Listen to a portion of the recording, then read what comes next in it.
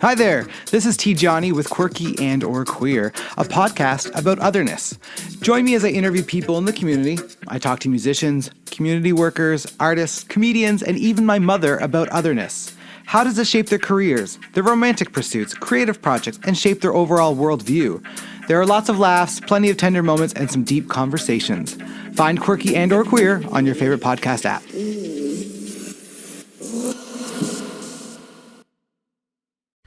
Here at Intoxicated Reviews, we intellectually dissect the art of cinema, scene by scene.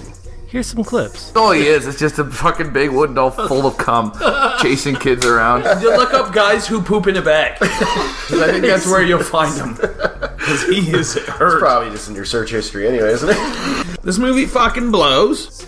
So don't forget to subscribe to Intoxicated Reviews on all places you find podcasts. Except Spotify. We're working on it. Boys Club. Is it called Boys Club because my apartment looks like a boy lives in it? I wouldn't say a boy lives in it. I would say a boy is kidnapped somewhere in here. Boys Club. We're everything. We're true crime. We're world star hip hop. World star hip hop. We're Netflix reviews. Stories of the day. Boys Club. Listen. Yeah, do it. We're on iTunes. We're on Spotify. I think. No, we're not. And on Google Play. Nobody gives a shit. Boys Club. Boys Club podcast. Now with 90% more sound clips of black people. Boys Club. Touch me and I'll sue.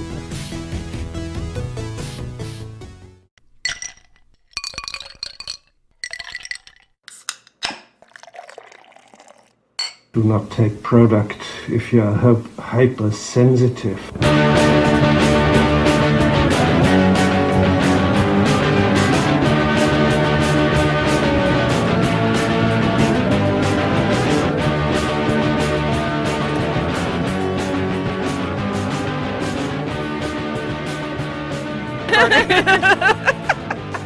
Oh man. Oh my goodness gracious goodness. Welcome back to the Intoxicated Podcast, everybody. Whew. I'm delighted, so excited. Yes. To be here with Kathleen McGee. I'm excited to be here. You're someone I've had my eye on for a while. Oh my, what does that mean? Well, I started following you like a while ago, actually. Okay. Because I think I just started like stalking every comedian that came through the city. Yeah. And like, I was just like, once I get to the point where I can get comedians on, I'll reach out to them. Yeah. And you were one of them. Oh. So I was following you anyway. And then like Andrew Vaughn was like, she's coming to town and like, you got to get her. You got to get, Andrew was like, you guys would get along. Yeah. And I trust Andrew when he says that. Some of my best friends I've met through guys telling me that I would get along with them. So Right? yeah. I love being that type of person where like people just know. Yeah. They just know. They're like, they know who you are and they know who you jive with. Yeah. And that's the kind of person I am too. So thank you so much. You're welcome. For coming. Thanks, Andrew. Thanks, Andrew Vaughn, for setting up. You set up this friendship. Cheers. Thank you. I'm already done half of mine. I'm a fast drinker. That's why we brought the mix and the vodka here so that we have it ready to go at our access. exciting. Here. I look like I wear no makeup, and I feel like I do. I put a lot on. So that's interesting that you say that. I feel like with the camera, you almost have to like hoe up your makeup more. Because like I'm pretty hoey just every day anyway with the camera. But I do find, even though this is like a high quality camera, we got lights on us. No, I'm like looking. I'm like, I look like I just woke up. And you look good. You look great. I look like I have no eyes. I know, but I do know what you mean though. It's you almost have to go like 10 times more makeup for camera. Like, and that's why they say like there's different like makeup tutorials and stuff, and like there's some makeup tutorials that you look up and they're like, this is for film, not real life. So like up in real life and like out in the natural world, like it's gonna look hoey and cakey but like it's for camera, right? It's for stage. You gotta hoe it up for the camera. You gotta hoe it up for the camera, and that's what I do. I should have warned you. I should have just been like, Kathleen, hoe it up if you want. You don't have to, but if you want, hoe it up. Well, people can just say she looks really good natural. Yeah. There you go. It's a beautiful day today, though. And it was finally nice. Yeah, it's finally. I always hate it when comics come in and like they're staying for a while and it's just like shit weather, and I'm just like, don't judge our city. No, it was okay because I left Edmonton and it was 34 degrees. That's too hot and smoky, and this is so much. Right. I love the rain. Yeah. Rain. Yeah. I actually don't mind a rainy day either because it takes the pressure off me to like do things. Yeah, and it pours here, which is fun. Oh yeah. It like calms down. Yeah. It's very exciting. It's good. I like a rainy day too. But when it's been raining for a straight month here, so I'm like yeah, I hear you guys are like, done. Oh, this is gonna be all podcasts. I'm gonna be looking at this area. I can always crop it.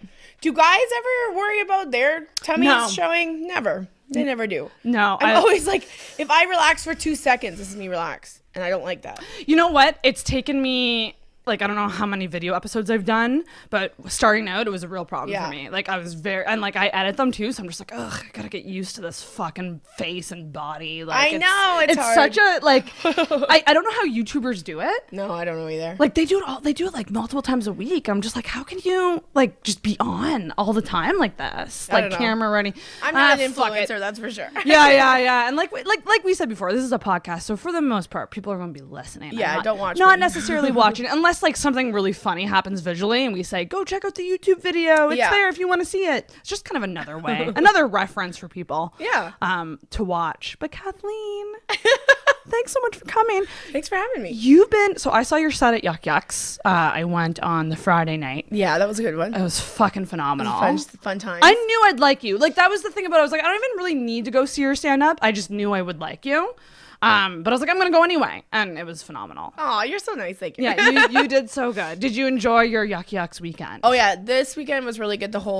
Every night was good. Oh, that's good. Saturday was, I think, the best, and it could have been the worst because it was 2 bachelorette parties and a trunky company. Oh, so God. It could have turned into awful, but they were awesome. They were so much fun. And, oh, that's good. Yeah, and they were like... Not rowdy? No, they were great. Like, sometimes you'll get a rowdy, annoying bachelorette party, but not this one. I don't know why you take a bachelorette party to a comedy club. I get bachelorette parties. I don't understand bachelor parties that come, especially when it's a female comic. I'm like, you want to watch me talk? Like... Seems like the last thing you'd want to do for a bachelor party. You're about to enter a legal thing where you have to just listen to a woman for the rest of your life. Your nightmare. Yeah. They're nightmares. Don't you want to go look at titties? Like, they can't do that here, though. They have to go to Dartmouth. Isn't that right? There is no more strip club in Dartmouth. There used to be a place called Ralph's. There's nothing. Why? Is it illegal, or is it just no one wants to open up a strip club? I don't know. I also don't know why we don't have Uber. Like, there's a bunch of cool shit we don't have. Yeah, you here. have Uber Eats, but you don't have Uber. It's bullshit. That's weird. It is really weird. It's really weird, guys. And the cab situation is not great. No. Like, there's some companies, like cab companies here, that don't even take debit. What? Like, they only take cash. So like, if you're downtown, like, chances are, like, if you're in the populated areas, you can just hail a cab and you'll be fine. But like, if it's not like the casino or Yellow, chances are it's like some independent weird cab company that doesn't take debit. I took a cab home last night and it was like, he's like, he didn't even turn the meter on. So I'm like, oh shit, this is not going to be good. And then we get there and he'll be like $7. I'm like, well, I only have $5 cash. And so he's like, do you have change? So I look, I'm like, I gave him like 50 dimes and like a $5 bill. Well, bitch, if you didn't set the meter and like, like, I don't know. It's just, and was it an older guy? No. Okay. But he was listening to a podcast in another language and it sounded a little scary, but I don't know. Like, it was just me being a dumb white girl, but. Well, I also find a common thing with cab drivers around here. And like, every time this happens to me, I reach out on Facebook being like, does this happen to anybody else? But it feels like it's a thing with women. Yeah. Well, other than rape, which happens too, and sexual assault. Yeah, with cab drivers. Well, I heard that in Newfoundland. I actually knew somebody who had an experience, like a really awful experience, and shit. That's just gross. I mean, that's crazy. why everyone argues that Uber is good, because you can rate your drivers, you can comment on your drivers, and there's accountability. Exactly. And I think that's why a lot of women like to take Uber instead of just some random cab. 100%. You never know who you're getting into a cab and that's with. the thing, if you get into like a cab that's like, I don't know, like there's always weird names. And you're usually really cabs. drunk. Yeah, and you're just like, take me home. But yeah, like that happens. But also, like, I've been in so many cabs where I'm like, do you take debit? Is your debit working? Yeah. And they're like, yes. And then you get there? And it mysteriously doesn't work. Oh, no. And I've taken, like, Instagram stories every time it happens. And it happens, like, I take a lot of cabs all the time because I'm just bad at time management and, like, getting everywhere. But, like, I'll always document it and just be like, guess what happened again, guys? And every single male has been like, that's never happened to me. Why do they? Oh, I just. Why is it still so stupid for women? Still, all this shit is so dumb. All this bullshit. All this bullshit. Fucking body image. And, yeah, like I gotta suck it in this entire podcast. Oh you can let it out, girl. Fuck it. I can't breathe right now, but but someone might think I look thin online, so that's better than breathing, right? Are you one to? Okay, on that subject.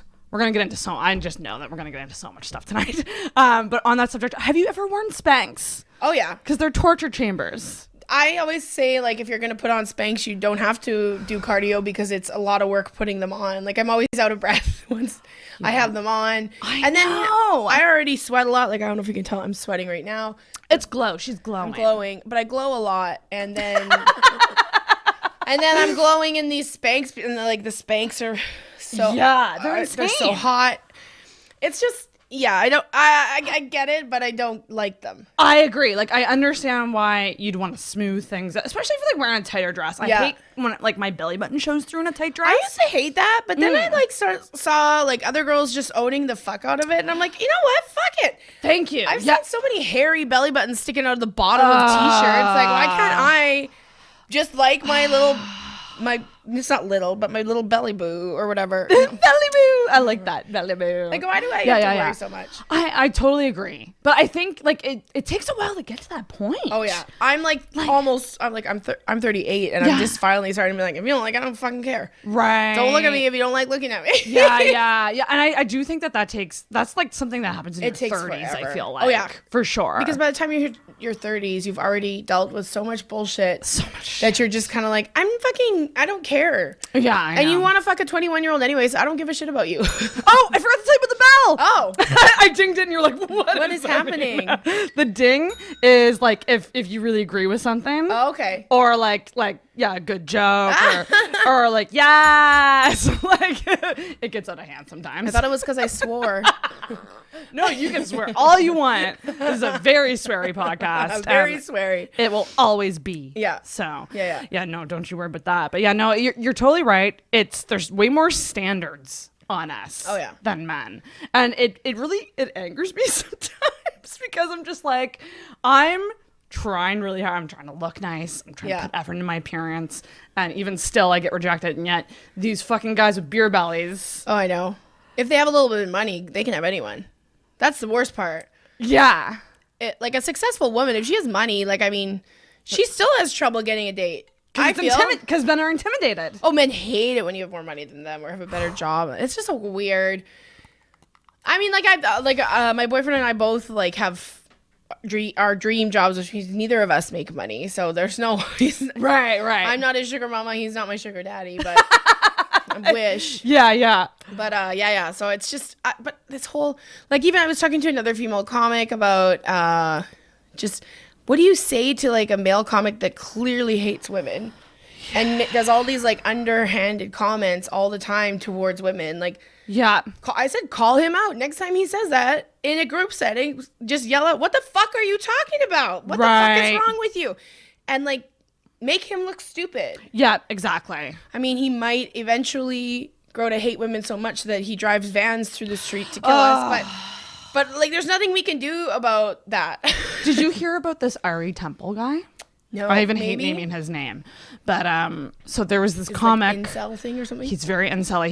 He's from New York. Yeah. So do you know the podcast Guys We Fucked? I've heard of it. I've never heard it though. Yeah. So it's two female comics in New York. Yeah. And like it's like a really long running, very successful podcast, and like they're pretty famous. Like, you know, in New York, well known, and he posted like a public threat to one of the hosts on Facebook, and then people went back and found all these other threats that was essentially just like threatening female comics in New York City and threatening to potentially shoot them, like do a mass shooting on like Memorial Day. So she had to like call the police, and the police had to like come to her shows and stuff because this guy was a psycho, and he like sent a lot of friend requests to like almost every male white comic in Halifax. Like people like were getting friend requests from him and being like, I don't know this guy. Why are you adding me? And because men do that all the time. Yeah, they want to rally. Well, I just posted today, like for some reason, I changed my profile picture on Facebook to a nice face. It's a nice picture. Yeah. I look pretty in it. Yes. And now I'm getting like friend requests up the wazoo because I think it shows up on like people you might know. Right. And so all these people, so I'm adding them, and then there'll be a dude, they'll be like, hey, what's up? And then I'm like, oh, you just added me because you thought that I would talk to you or something. Right. And then when like I talked to this one guy, he messaged me today. He's like, hey, I want to be your friend. And I was like, I think that you're adding me for the wrong reasons. Yeah, I'm like, if you like my comedy, you can go like my page, but I'm... It's one thing if you like meet someone out and then they send like, you know, like through mutual friends and they send you a friend request, but like to just like out of nowhere, it's very creepy. If you're a man that uses Facebook to pick up, you're gross. You're straight up gross. I actually do agree. Yes. Less than 15 minutes in and we got one. No, I agree, and Instagram's the same. Yeah. It's very strange. Slide into your DMs. Stay on Tinder. That's where girls are expecting we're expecting and want it. If you're on Tinder, you want male attention. Very true. Or whatever attention of whatever sex you're trying to fuck. But like, I'm not on Facebook for male attention. You're on Facebook to stay connected with people you already know. And I'm on Facebook to promote shows. Like, if it wasn't for being a comedian, I don't think I'd be on Facebook. I feel like most comedians feel the same about social media. Like, I mean, I really like Instagram and I like Twitter because it's like a live joke book. But But like, I don't like Facebook. I don't like when I post something and then everyone else is allowed to chirp in their opinion. I kind of am like, I don't like it. Facebook is the worst. Instagram is not so bad for that, I find. Although, like, the DMs can get out of control. But you can turn off comments. You can turn off comments. Yeah, I gotta do that at some point, I think. Because I do elicit a lot of weird comments. Well, and it's always like these people that are like, well, if you don't like us, you shouldn't be posting sexy pictures. You're reading my mind. do you have like some sort of like camera in my mind right now? I think it's just all women feel this way. Because like maybe I'm posting a sexy picture because I took a picture and I was feeling shitty about myself, and then I look at the picture, I'm like, I'm not that bad. I'm gonna put this up, but I'm not posting it because I want you to tell me that you want to fuck me or anything. They call them thirst traps. That's what people call them. Everybody's thirst thirsty. trap. Everybody's thirsty. Can I embrace the thirst? Can I get a hair elastic? I'm like sweating all over the place. Yes. Okay, hold on. I wish I could like turn a fan on or something, but it would like be too noisy. So sweaty. I have a sweater. Oh yeah, no. Don't even work. You do whatever you want to do. I want to get an air conditioner at some point, but again, like I'm just like, oh, it's gonna be loud. But like this, I don't control my heat in here. Oh, that's the worst. So, and it's at this weird time of year where it's been cold and then warm and then cold and then warm. And like, I usually leave the windows open like in the nighttime because it like lets the cool air in, but it's so fucking hot in this apartment. I know. You good? Crazy. Oh, there you go. Oh, you got a good top knot. Good top knot. Good top knot. Lazy girl hair.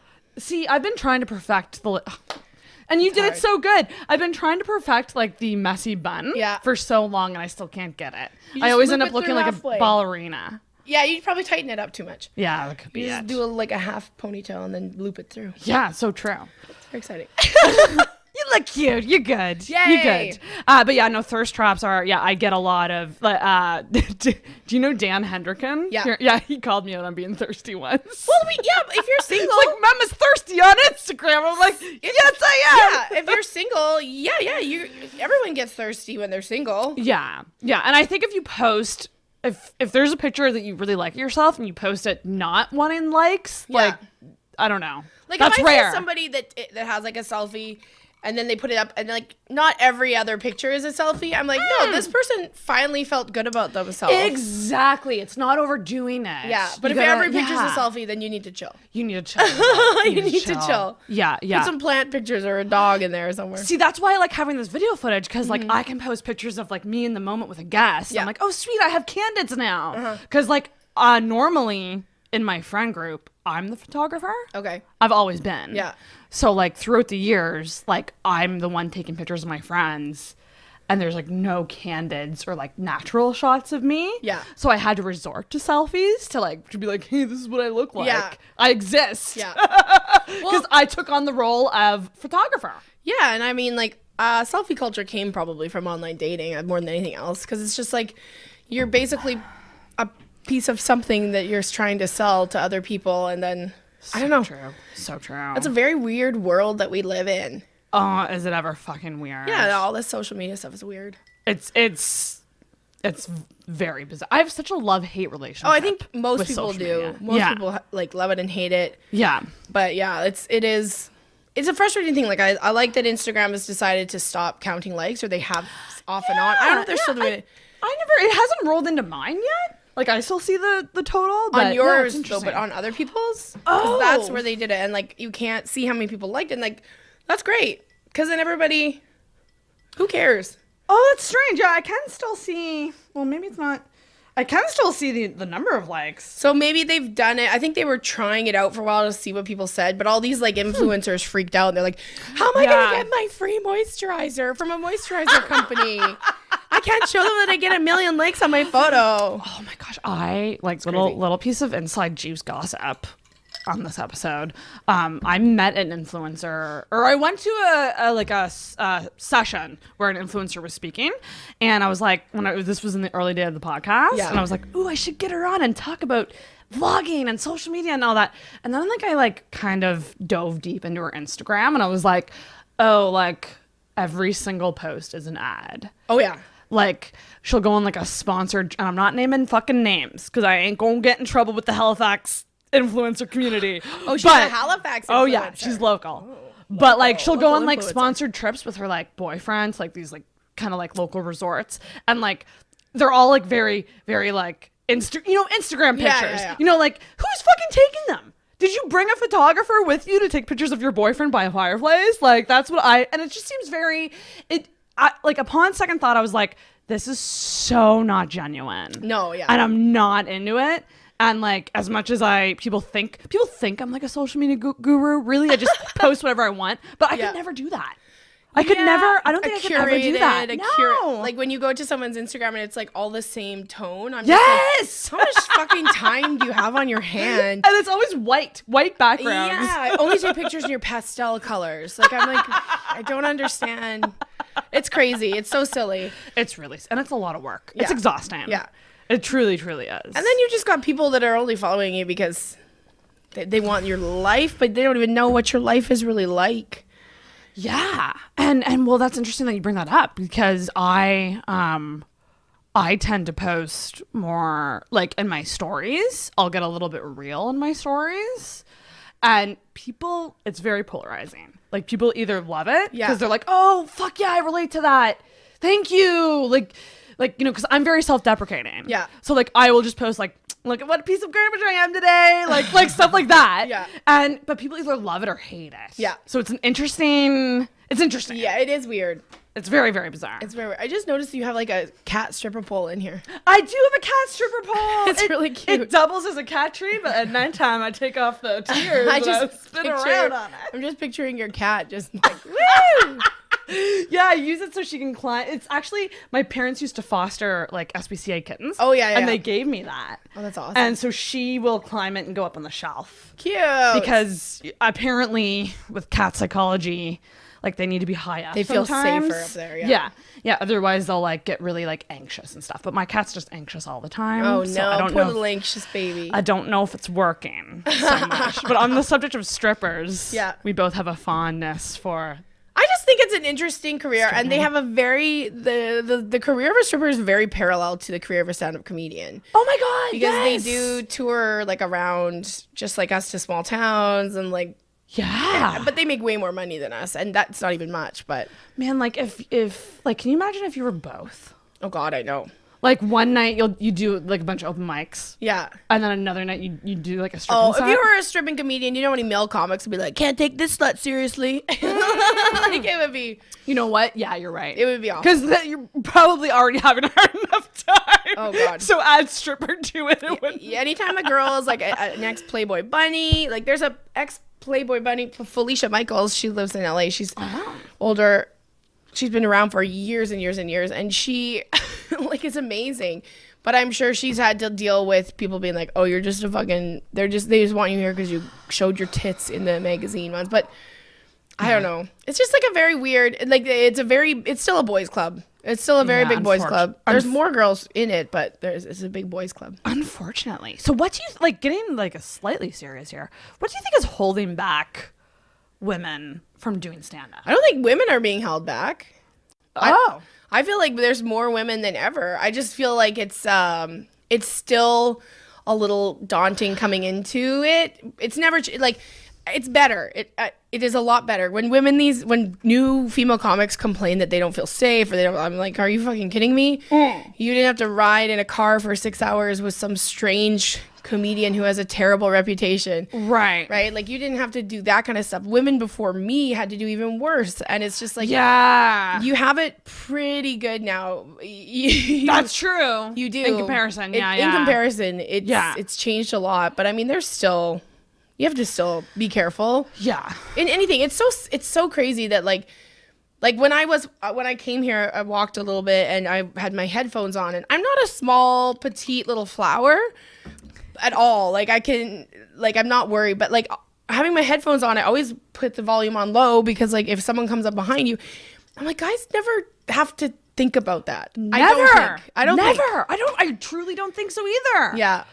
Even like in my local area, like you were just at the Walmart there. Yeah. There's actually a shortcut from the Walmart parking lot to this complex through like a kind of a fence and like you cross the tracks. It's a little bit sketchy, but like it's only sketchy for like a little bit. But even if it's late at night and like, you know, and I know like I've never had a bad experience, but if I see one lone guy walking at all in we in listen the same to enough direction, murder podcasts, right? And then you do the holding the key thing. Well, there was just a thread on Twitter a couple of days ago, like, what do you carry when you're running as a woman? And there were women that had like these fucking psychopath things you put through your hands, not just keys, but like, and there was this one person that posted, our 10-year-old daughter walks home from school and they bought her this, like, it looks like a cartoon, but it's like a little kitty, and your fingers go through the eye holes, and then the ears are these pokey things. I'm like, 10-year-old little girls had to carry this around because they have to worry about getting kidnapped, or it's insane. But it's like, it shouldn't be happening. This shouldn't be happening anymore, but it is. I know. It's still happening. It's still it's scary. It is scary. It and like, I've never been like funny. I'm trying to like kind of make a joke out of this situation where it's like I feel like my male friends don't really care when I'm like walking home alone, because every time I like leave a partner or something, they're like, "See ya." Yeah. Like there's like, you know, with some girls they're like, "Oh, I'll walk you home," or like, "Text me when you get back." I'm like, my male friends don't do that, and I find it kind of amusing. I have a male friend that always asks for a safety text, just so like text me when you get home, so I know do that you with my made female it. friends too. Like even if they're just cabbing. Yeah. I'm like, just because, you know, it's late at fucking night. You never fucking know what can happen. Especially cab drivers. They're a little bit sketchy. And, you know, like our transit only runs until fucking 12:30 That's here. it? Oh, that's something I want to see more cities doing, is starting 24-hour transit. Oh, 100%. I would much rather take a bus home than a cab. Yeah. Because it is weird. You're drunk and you're just getting into a car with a strange person. Yeah. That you have no idea if, you know. Yeah. And there's no accountability. I mean, if you're going to be a serial killer, that's the easiest. Become a cab driver. Like, that's the easiest way to capture a woman, right? Seriously. Oh my God, it's terrifying. It's scary, but I think that more cities need to do 24-hour transit, and not just for the safety of women, for drinking and driving, for all this other stuff. I'm like, if you don't want people to drink and drive, make your transit 24 hours. Like, have some sort of solution for people that is not a $40 cab ride. Yeah, 100%. Because a lot of people will just like drive home because they don't want to spend $40 on a cab. Hundo. And so many people here live outside the city and like will go into the like city to like drink and shit. Yeah. And obviously you're gonna want to stay out past 12:30. Like yeah, you're not gonna be at the bar. Oh no, the last bus. I gotta go, guys. When I was in my 20s, we didn't get to the bar until midnight. We used to start pre-drinking at 10.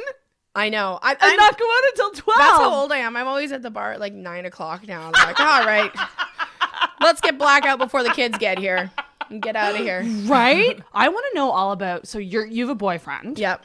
And you've been with the boyfriend. It'll be 3 years in August. Okay. Tell me all about single Kathleen before the boyfriend. Because I'm a single gal at 32 for 7 years. There's no hope for me. No, there is hope. Like there is hope. You will meet somebody. Trust me. But single Kathleen is a very good time. I'm not gonna lie. I can tell. I like to have a good time. I'm like, I'm very horny when I'm single. My poor boyfriend, like, he's like, oh, really? Maybe I should dump you. And maybe. My poor boyfriend. But it's like, yeah, you are, because you're still trying to put out this, I'm the coolest chick vibe before they know everything about you. And you're just kind of like, see, this is what I trapped you. Haha, you're here. Right. But no, I still like to have fun. Yeah. but you can't play with penises anymore. Exactly. Were you someone who, did you date a lot? Like, did you have a lot of like relationships, or were you like casuals, or were you everything? I'm like usually like I'll have like a long-term thing, and then I'll be single for like 2 or 3 years. Yeah. I'm not like I'm not a serial monogamist. Yeah, like a jumper, like no, you know, break up and you just go right to the next. Yeah, no, not people can do that. Sometimes like not on my own volition. Sometimes I just can't get someone for a couple of years. Oh God, that's what I love about being single. And people are like, "Oh, so is it by choice?" And I'm like, "No, motherfucker, it's not by choice." I don't think anyone's ever single. Well, there is. If she ever comes through, you got to get Christina Walkinshaw on here because she is an advocate of being single. She loves being single. I think she's been single now for at least 5+ years, like really single. She dated a guy for a little while, but like she loves being single. I need to talk to her because I feel like I loved it for a short time. Yeah. And like now I really hate it. Oh, that always happens. That always happens. It's like you get single again, so you're sad because you broke up for a while. So then you're sad fucking people, and then you're single and it's summer. Yeah. And you're just like, woo, it's gonna be a party and it's really fun. And then winter comes and you're like, I don't have anyone to cuddle. My life is awful. Cuffing season. Cuffing season? Yeah, that's what they call like wintertime. Because people want to get like warm and like cuddle up next to somebody. Yeah. We're just like, every month is cuffing season for me. Yeah. Exactly. It's so sad. Exactly. You know, the best year, I would say like the best summer was my first summer after being single. Like within the first year of singledom was my best year. I had so much fun. Yeah. But yeah, 7 years later, not so much. Yeah, when you're just out of a relationship, you are very carefree. You don't care about like relationships. You're not looking for one. You're looking to have fun. Yeah. I remember like towards the end of me being single, it was just like I had a few guys that I had met that were recently divorced, and I said to them, I'm like, we probably shouldn't even go out because I'm not looking for someone who was having fun. Like I'm looking for a relationship now. Like I've been single for almost 3 years. I'm looking for somebody now. And then both guys that happened, they were both like, no, I really like you and blah, blah, blah. And then we hook up and then I never hear from them again. And it's like, I don't care if like you fucked me over and I said like, I'm not looking for something, but you literally, I told you exactly what I wanted and you lied to me. That's different. And that made me feel even worse. Like that's fucked. It's even worse. Don't fucking lie to us. And women don't lie to men. Yeah. Because I think that's why my relationship with my boyfriend is so good. We're very honest with each other. We're very communication, but we do communicate pretty like really well. And that's amazing. But it's just. So what do you think of because what I get all the time is, well, Sarah, like you want a relationship so much that like it's coming off in a certain way. Yeah, you seem desperate for a relationship. So is that what you mean? You have to just not want, like, you know, that cliche, like it'll come around when, like, it's funny. Do you know the comedian Rachel Feinstein? Yeah. Like she told the story about how she met her like hot fireman husband, being like, yeah, I went out to a bar. I wanted to meet someone, and the guys at the bar weren't doing it for me, so my friend introduced me to this firefighter, and it was my husband. I'm like, thank you. Yeah. Because it's okay. It's okay to go out. It's okay to want it. You know? I feel like these days if you're on Tinder, you're not going to find somebody on Tinder. If I actually met my boyfriend I didn't remember meeting him, but he's like, oh yeah, I met you in February. We started dating in August. He's like, yeah, we connected on Tinder one night. Like it was like 3 a.m, and I was messaging you. Oh my gosh. Really? And I literally said, are you fucking high? And he was like, I never talked to you again because I was like, I'm acting like an idiot. So you matched on Tinder before you even like started. Yeah. And I didn't remember him, but then he showed me the picture that he had. I'm like, oh, I totally remember matching you. And then, but then I met him at a comedy show. Like he was in the front row of a comedy show. That's how I met him. Oh, you went to a comedy show. Yeah. So did he approach you after the show? Yes, he did. He came up to me like a real fucking man with some testicles in his pants and came to my face, not my phone screen, and told me he wanted to make dinner for me because he's a chef. He didn't make me dinner for like 15 days until after we started. Like, it took him forever. Like, we just went out. That's nice. But yeah, no, it was so nice. Like, after the string of dudes that I had before him, it was just like so nice to meet somebody who was very genuine and who like actually cared about my feelings and stuff like that. And I didn't meet him on a dating app. And wow. And I think if we'd met in February, it never would have happened. Right. Because he was going through some shit that he hadn't resolved yet. Timing is an interesting thing. It is a very interesting thing. And it's interesting how like things like that happen and then they kind of work themselves out. Well, that's why everybody says, oh, they'll just come along, because they literally just come along. Yeah, psychics have been telling me that for years, but I have yet to see. I've been to psychics too, and I believe that kind of shit too. But yeah. They're just like, this year, I think he's a Taurus. This year. I'm like, where? Yeah. It is, and it is true. Like I met Adam after, like, because I had the things happen in like July or something, or June. I was just looking at my old histories, and it was like at this time 3 years ago, I was like, fuck single life, fuck relation. I was just fuck everything, because I just had been fucked over twice in a row for the exact same reason. Right. And but then I was not in a place to meet anybody. I was like not on Tinder. I was like, I'm just gonna fucking relax, slow my roll on looking for a relationship, and then we met. So it is this weird. It is weird. I didn't want that to be true, because I fucking hate when people say that to you when you're single. He'll come along. I know, and it's just like I do fill my time with a lot of things. Like I have a lot of hobbies, and I might be starting a business, and like so I do have other things, but the intent is still there. Unfortunately, I just wish it wasn't there so much. Yeah, like I'm on like the wait list for therapy, because I just want to be totally happy. That's such bullshit. You know, like there's a wait list for fucking therapy. 4 months. Ugh. Here in Halifax, it's like a huge crisis. Like there's not enough like literal doctors here or psychologists. Yeah. Like it's insane. And like for me specifically, like I kind of think I'm kind of a love addict, a little bit. So I kind of wanted to. Oh yay! No, because I like had a really bad. I love how we just gave love addiction. It's true though. Like I had a very, very bad February one year, and nothing to do with Valentine's Day. Bad month, but it's a very like that, and it's known as like one of the most depressive months. And living in Vancouver, it is very depressing. It is very gray all the time. Like you don't understand how much you miss sunlight until you live in Vancouver. And I was just in a very bad place, and I was like not good. Yeah. And my friend like called people for me, because I was just like, I don't want to do anything. And then, so that was in February. And then in October, I get a phone call, be like, we have a therapy session for you. And I was like, this happened in February. Like, I'm not okay now, but like, honestly, like, you know, like, how am I supposed to get help when I need it? Right? I can't. And because they just have stopped. Unless you're suicidal. Like, unless you're like literally unless you like go to the hospital. Yeah, exactly. To like jump off a bridge. Isn't that awful? That you have to like almost kill yourself to get a little bit of help in because this world? Reaching out for help is hard enough. Like for me, like I reached out because I was just like multiple situations with guys that were just like taking over my life, and I was like, I'm actually sick of feeling this way. I can't help that I'm feeling this way. I think it's a chemical thing, and I think that there's things I just need to figure out. I'd like to get help. Please talk to me, professional. And then it's like, oh, like 4 to 6 months. Yeah. So I might get it like before the end of the year. Yeah. No, that's crazy. And then when I finally went to my session, it was just like, I just talked to this woman for 2 hours, and there was like a poor male student that was like listening to my crazy. He's just sitting there like, this girl's fucked. I don't know. I don't know how to help this bitch. But it was funny because I went through all my stuff and all the times I'd had bad times. And then the therapist at the end of the session, she goes, well, what I've noticed from all of when your low points are your lowest, it has to do with a male. Yeah. And I'm like, it does. Like it does. I'm a very, same. I think a lot of women are. And I think a lot of women that stay single for a really long time are that way. Yeah.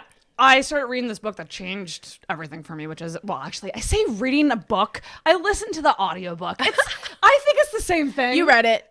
Your ears read it. It's fine. People who know me well know I'm just like, I'm undiagnosed ADD, so I'm not a good reader, but like I love podcasts, like listening. So like it's this book called Women Who Love Too Much, and it's a cheesy title, but it's just essentially about like women who like give way too much to men that like don't reciprocate it. Yeah. And that's just me to a T. Like I don't have a lot of relationship experience, but like I get into these like micro situations that are very controlling and weird, and so I started reading that. That was my form of therapy. Have you ever been gaslit before? Oh bitch, have I ever? Oh my my God. It's the weirdest thing. Like, it was happening to a friend. It's happened to me, and it was happening to a friend of mine. And I was like, listen. She's like, you're so strong, and you're this. I'm like, no, bitch. I got gaslit. It's easy to get gaslit. A guy sees that you really like him, and then he just fucks with you. Yeah. Fucks with you. Big time. And whether he realizes he's doing it or I don't know. Sometimes I feel like they don't even know what they're doing. Oh God! And that's the thing, like, because sometimes, like, that's the thing about like charisma. If a guy's very charismatic, you're like, are you genuine or are you a sociopath? Yeah. Because literally, that's a symptom of a sociopath. Like, they're very charming and can convince you of things. Yeah, it's fucked. Yeah, it's really weird. It's really weird. God, gaslighting is the worst. And the funny thing is, when I first met him, I'm like, oh, we could just be hookup friends. Like, I'm not interested in a relationship. I just want to have fun with you. And then he kept on talking about serious stuff. And I'm like, no. I'm not into that. And then he's like, no, I really want to make this something. And so then as soon as I started to feel things, that's when it all fell apart. And I'm like, this is so fucking dumb. But I have an amazing boyfriend now who treats me with so much love and so much respect. That's amazing. And it's honestly, I don't think I've ever dated anybody that makes me... He's the best person I've ever met. He's so good with my family and my mom. Oh, mothers are tough. Yeah, mothers are tough. And he is like, I don't know how he does it. Sometimes I don't want to help. And then he goes and helps. And it's just, if you wait, that's the other thing too, is if you wait long enough, the right person will come. If you just like get into a relationship to be in a relationship, it's not going to work. Yeah. No, I do agree with that, because there's definitely like situations that have come up in my life that I'm like, I could have probably dated that person, but like I have whose standards? Fuck me. Yeah. Like you know what I mean? Like, I don't know. Yeah. Like, but then people are like, oh, your standards are too high. And I'm like, well, see, here's the thing. Like, I understand there's that whole, women can fuck whenever they want. But I'm like, we have to start changing the way we say that, because I'm like, women can fuck whoever they want, but like, it's sometimes hard to fuck attractive guys. Yeah, or guys that's not true either. There's lots of guys that I wanted to fuck, and they were like, no. Right? Thank you. Fucking thank you. I mean, I think it's easier for us to just go out and go to a bar and meet somebody, and it's a drunken thing. But like, you can't. That whole thing of like women can fuck whoever they want. That's not true. And it puts this weird thing in our minds that like, we're supposed to be getting laid, or like we're supposed to be like having men like come to us, and so when it doesn't happen, we're like, are we good enough? What's wrong with us? Why? You know what I mean? Like, it's this fucked up psychology thing. Well, this happened to me once. Or I do need another drink. I was on the road. Yeah. And I was with another female comic, and this guy came up to me after a show. I'm a heavy pourer. Okay, that's go. Oh, yes, girl. Yes. Blue Lobster vodka. Thank you, Blue Lobster vodka. It's a good time. So I was on the road, and I was with this other female comic, and woo! All good. Jesus Christ. And we did this show, and this very handsome, and I have a thing for beards. Ooh, me too. I didn't used to. I do now. Yeah. It wasn't a trend for me. It was like a real. I'm gonna like. Oh yes, get it.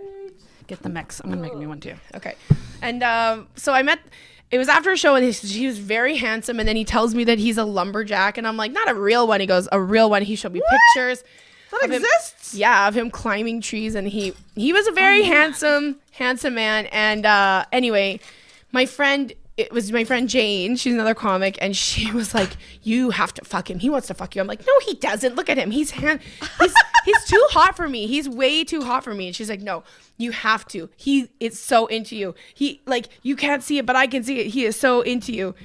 And I was like, she basically said, "I won't be your friend if you don't." Oh my god! It was pretty. That's friendship. She was adamant about it, but the weird thing is that I did hook up with him, but I felt uncomfortable the entire time. Oh really? Because I'm like, this guy's too hot for me. Like, really? I don't want him to see me naked. I don't want, and like, I just couldn't I couldn't have fun. I just felt like really you were too on guard. Yeah. Like I was just like, no, I'm just gonna fake an orgasm, and then I'm gonna suck his dick, and that's it. Because I felt like I'm just like, this guy's just doing this on a dare in his mind or something.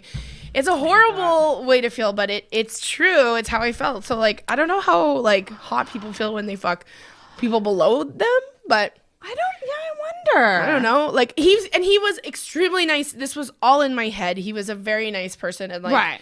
Like it wasn't. He did not make me once feel bad or anything. But it was just in my head. Like I'm just like and when you're in your head, because like that, like most of like the female orgasm is mental, I think. Yeah. So like if you're in your head like that, like you're probably not gonna come anyway, like because you're just like, oh, I'm so worried, well, like how I look and like the angles and stuff. Like I'm a girl who loves to be on top, like in terms of how it feels. I love to be on top, but I fucking hate the mental like picture game of like, what is he seeing? Should I do this? Like I'm just like double chin. Oh, this must be the worst angle kind of thing. Yeah. But for me, when I've been guys who I'm like, you're clearly hotter than me, I lost the thought. I always feel like they feel obligated to fuck me. Yeah, I get that feeling too. And I'm like, I don't want you to feel that way. No, like, I know. Like only if you really want to do this. And then I'm just like, no, they're doing it because they want to. Yeah. You know, like I feel like most grown men would just find a way to get out of it if not, you know. Yeah, and sometimes I felt this way, like when I'm single and like doing shows and like a really attractive man talks to me, I'm like, oh, you're attracted to my humor. You're not really attracted to me, but like my humor made me hot to you. Ooh, I was gonna ask you about that. I feel like that happens a lot. Yeah, does it? Well, not because anymore. But I've asked other female comics when I was younger. I've heard, like, because I listen to a lot of podcasts with comedians, and the consensus that I got listening to these female comedians on podcasts is like that they don't get hit on as much as male comics do after shows. Oh, I'll They sit don't. at a bar after a show and like a dude that's like, he's a 6. Yeah. And he'll have all these girls coming up and talking to him, especially in small towns, because these girls think he's famous and think he's the ticket out. I'm not even kidding you. I've seen it. And like I've heard other male comics tell guys like, always wear a condom. Do not get a small town girl pregnant. You know what I mean? This is what they teach them. Oh, no. Don't be in Alabama. But it is like, it's very rare for someone to talk to a female comic after a show. And I think that's one of the things that attracted me to my boyfriend so much, is that he came up to me after the show and was just like very confident and like awesome. Very, you know, like you want someone who likes you for the full package. Yeah. You know, like everything. Oh, like, I remember walking into the club and seeing him sitting there and being like, he'd be cute if he had a beard. And now I make him grow beards every so once in a while. What was your first date? We went to the Score on Davie in Vancouver. It's a very fun bar. And then we just walked down to the beach, and we were going to get booze, but the liquor store was closed. So we just kind of like... That's a fun first date, though. Yeah, it was I fun. like any date that involves a walk. Like, like I think drinks, great first date. Yeah. Coffee, no. I'm not a fan of coffee. But walks on the beaches are like, that's your thing? Well, they're nice. Yeah. Who can be like, oh, I went on a walk on the beach. One time I went on a date, I was living in LA. We went to the Santa Monica Pier, and we went walking along the beach, and we saw 2 homeless people fucking. So it was pretty fun. That's romance. They had to be homeless. There's no way that they were just like beach bums. They were like homeless people fucking on the beach. You lived in LA? That's crazy. For a little bit, yeah. Oh, nuts. Did you like it? I loved it, but they didn't let me back in because I didn't have a visa. Oh, no. Yeah, I did love it. It was really good. But I think that ship has sailed. It's very hard to like go down there, and like that would be the 3rd time that I would go if I go again.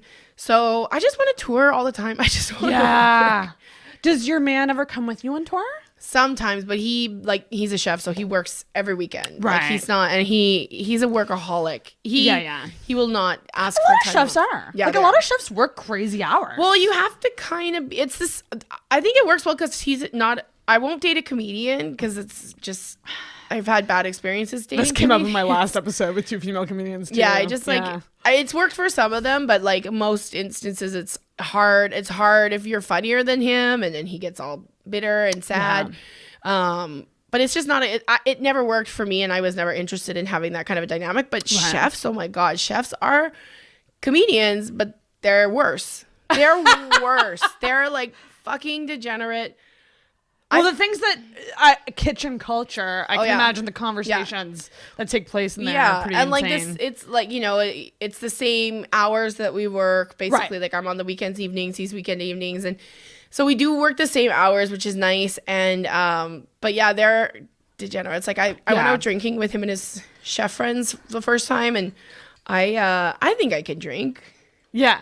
If you've drank with me. I was warned, actually. I was like, people were like, Kathleen can throw down. I think we'll finish this 2 secs. No, I just call it 2 secs. Yeah, I can drink, but then I went out drinking with his chef friends, and I cannot drink compared to chefs. That chefs, Jesus Christ, bartenders, they're fucking insane. Robbie Vino, who's coming on the show tomorrow night. Yeah, Robbie Vino. Robbie always gets me blackout drunk when I come. God, he's just I'm nervous for that. That's gonna be a drunk one too.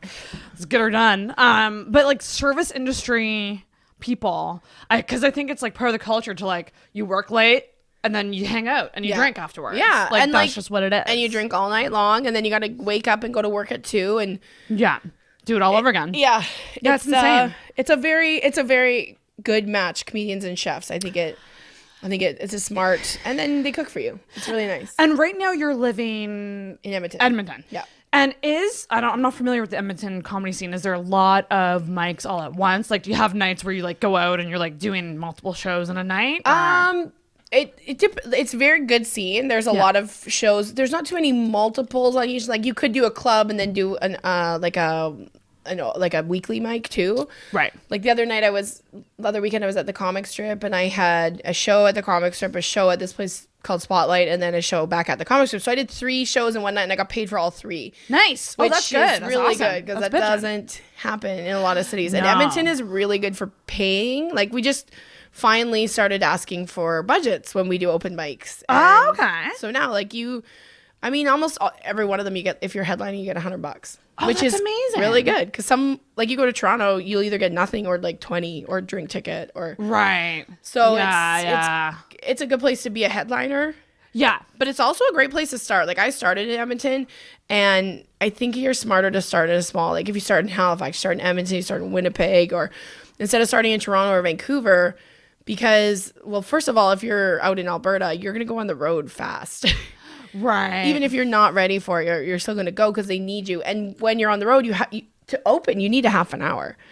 Yeah. So, like, even if you're not, like, the first time I went on the road was for this guy named Bob Angeli. He owns the Comedy Factory, and he's a character.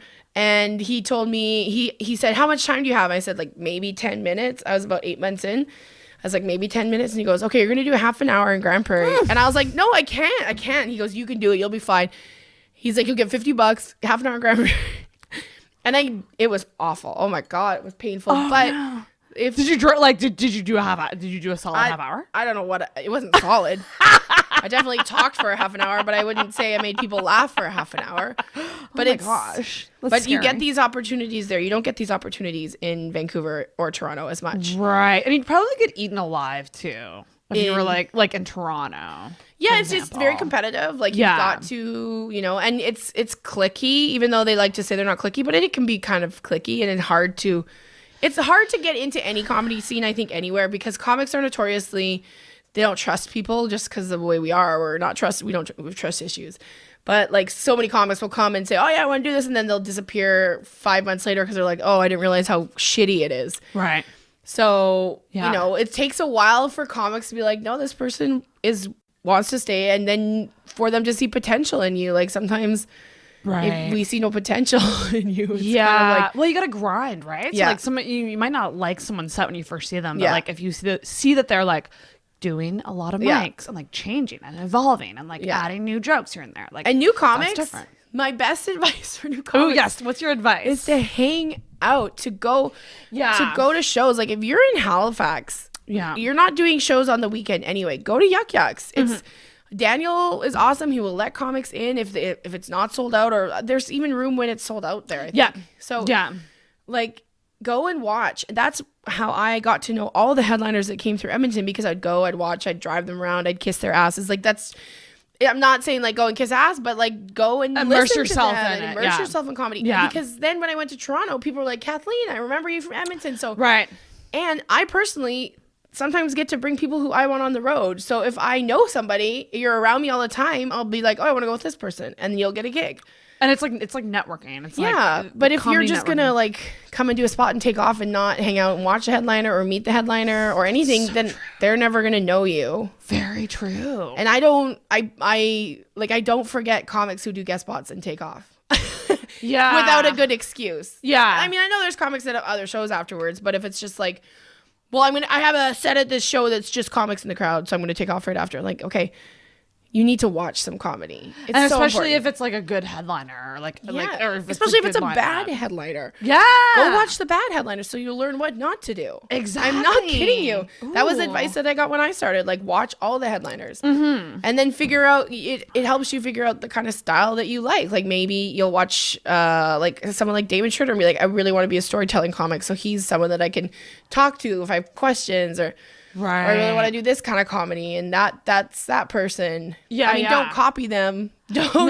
Don't become like a mini other comedian. Find your own voice, but find your own. It's I think it's just so important, and it doesn't happen as much anymore where comics will come and hang out and stick around. Yeah. That's so fucking true. Yeah, and then it's so funny because there's comics in the scenes like that that will do that, and then they'll start getting all these gigs, and then all the other comics will be like, oh, why are you getting all those fucking gigs? And if it's a guy going with a female comic, for sure, you're fucking that comic, which is complete bullshit and pisses me off more than anything. Yeah. Like when I find out people say that I'm fucking a comic because I'm taking them on the road, they go into my I hate you pile because that's such bullshit. So do you get that do you get that from other comics? Well, I get it. Like if I bring someone on the road with me, and then a couple like if I go on the road with this one person out Alberta, I have a good time with him. He's fun. He drives.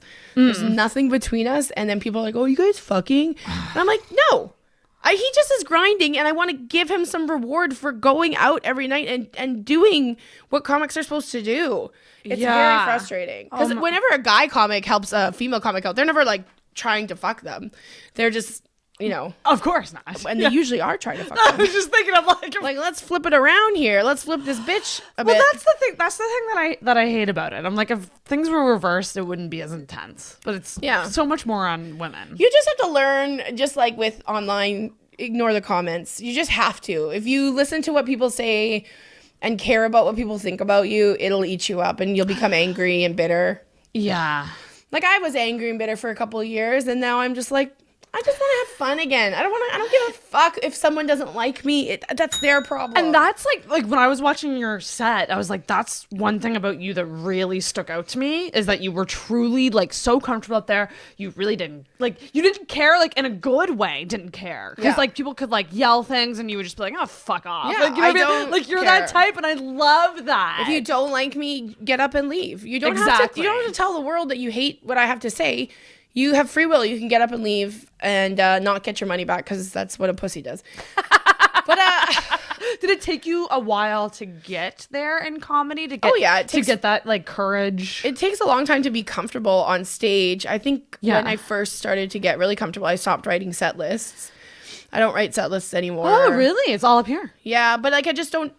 Like I like that feeling of I don't know what I'm gonna do, and I have like certain that would stress me out so much. I have a certain flow, like I know what orders of jokes, but I can switch gears easily. Like if somebody from the crowd, if we do some crowd work in it and something hits from a joke that I haven't done in years, but I can remember it, then then I can do that a lot easier. But yeah, it is a comfort level. It is like just this thing of being up there and not giving a shit and being unapologetic.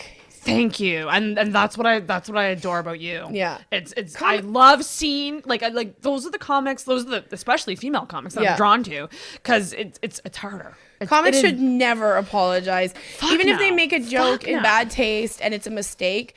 Yeah, you don't have to. Like I hate this apology sort of society. Sorry to offend. But it's like offended. So somebody will make a mistake, then they'll go online and they'll say, I'm sorry, blah, blah, blah. And people will still be like, it's not good enough. It's not good enough. It's like, well, then sorry. I don't know what to do for you. That was like, I'm a human being. I make mistakes. During one of your sets, you pointed at the sign. You're like, we're at a comedy show. Like, yeah. I really liked that, because I was like, that's a very hacky line, but yeah. I love that though, because I do think that there's a certain type of person that just won't get. Well, some people the atmosphere of a comedy show. Some people do need to be reminded, because like sometimes I'll like what I always do is if people aren't laughing, I'm like, what is wrong with you? Because I know these are good jokes. Yeah.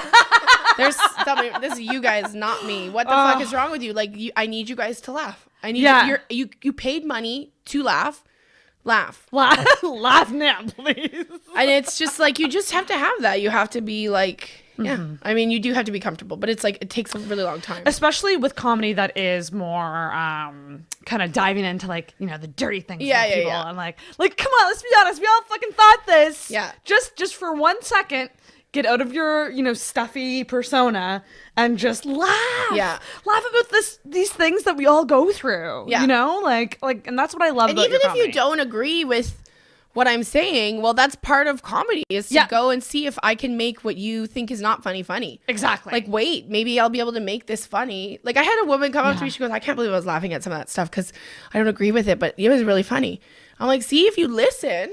Yeah, you gotta be open-minded. Yeah, it's like the people that read the title of an article on Facebook and then just share it without reading the article. It's like, that's what people who complain at comedy show, that's their problem. They'll hear a word that they don't like or a situation they don't like, and they'll just be like, no, I'm not gonna like this joke at all. So, oh my gosh. But I had a comic early on tell me, because I was like, I was filthy gross, and not in a funny way. Like, it was bad jokes, like they were not funny. But when I did a contest, and the critique he gave me was, if you're gonna tell jokes like that, you need to grow some balls, which is sort of like a shitty thing for a guy to say. But what he meant was like, you know, he's like, be unapologetic. You can't tell a joke about cum and then say, I'm sorry, was that okay? You just have to tell it and just be confident in how you're telling it. You gotta go all in. Yeah. You just gotta go in with your gloves on kind of thing. You just can't apologize for who you are and what you're talking about. And yeah, you're gonna make mistakes. You're gonna tell a joke that doesn't work, or you're gonna tell a joke that people are like, whoa, and you're gonna be like, whoa, I can't believe I just said that. That's rude. That was not a good one. Now I'm fascinated. Like, how did you get, because you've been doing this how long? 14 years, you said? Yeah. 14 years. How did this happen? Like, what made you want to get into stand-up? I always liked like Saturday Night Live and stuff like that. I always liked comedy. I didn't really understand stand-up. I'd watched the Eddie Murphy Delirious and Raw, and I think that, like, when people say what was your first influence, I'm like, definitely Eddie Murphy, because I just watched it and I was like, wait, you can get all the attention? Like, you don't have to share with anybody? And I liked improv and stuff in high school, but I think it's because that's what, like, when you're in high school, that's the cool thing. If you're gonna be in comedy. I regret not doing that in high school. Yeah, I mean, I'm terrible at improv, so yeah. But it is like, and then I always said I wanted to do stand up, and I was with a boyfriend who said that was crazy. Like, now that I look back, he really held me back on a lot of things. Oh, God.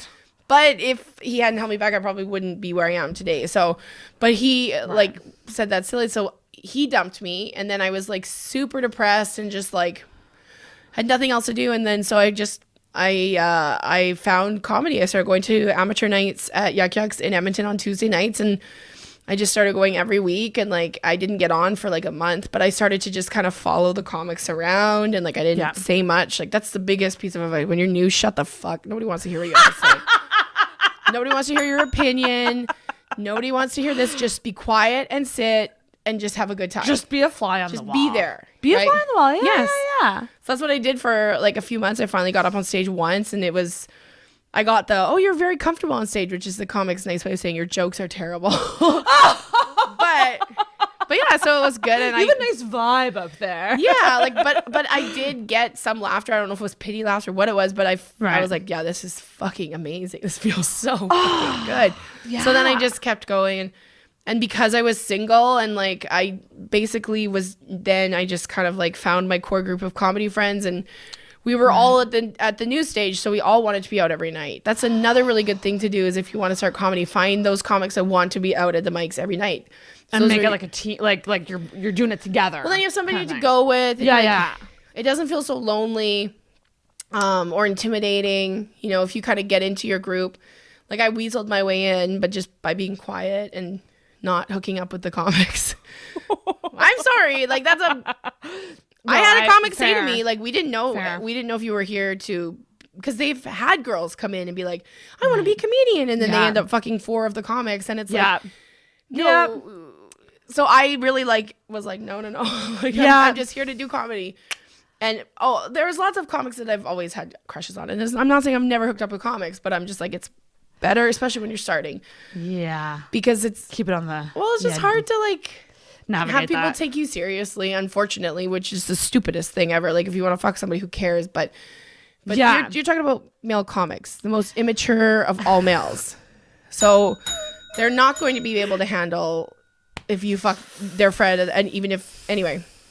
But see, yeah, I'm having. How long in are we? We're at the hour point. I can say this. I consider, because this is a comedy podcast and I have a lot of comics on. Yeah. I consider myself to be comedy adjacent. I have jokes in my phone. I've thought about doing stand up, but I'm not there yet. But I'm having that issue right now where I'm like, I gotta kind of because a lot of the males that I'm exposed to are comics. And girls single. Yeah. And they're cute, and you clearly like a man with a sense of humor. I fucking get it. I'm not demonizing any girls that fuck comics. I'm not saying it's a bad thing. I'm just saying, like, if you want to be taken seriously. But that's like in any career. That's if very you true. Are a in nurse general, and you go in and you're like, oh, I want to be a nurse at this hospital, but I'm gonna fuck 4 doctors first. Like, no one's gonna take you seriously. And I always kind of went into it going, well,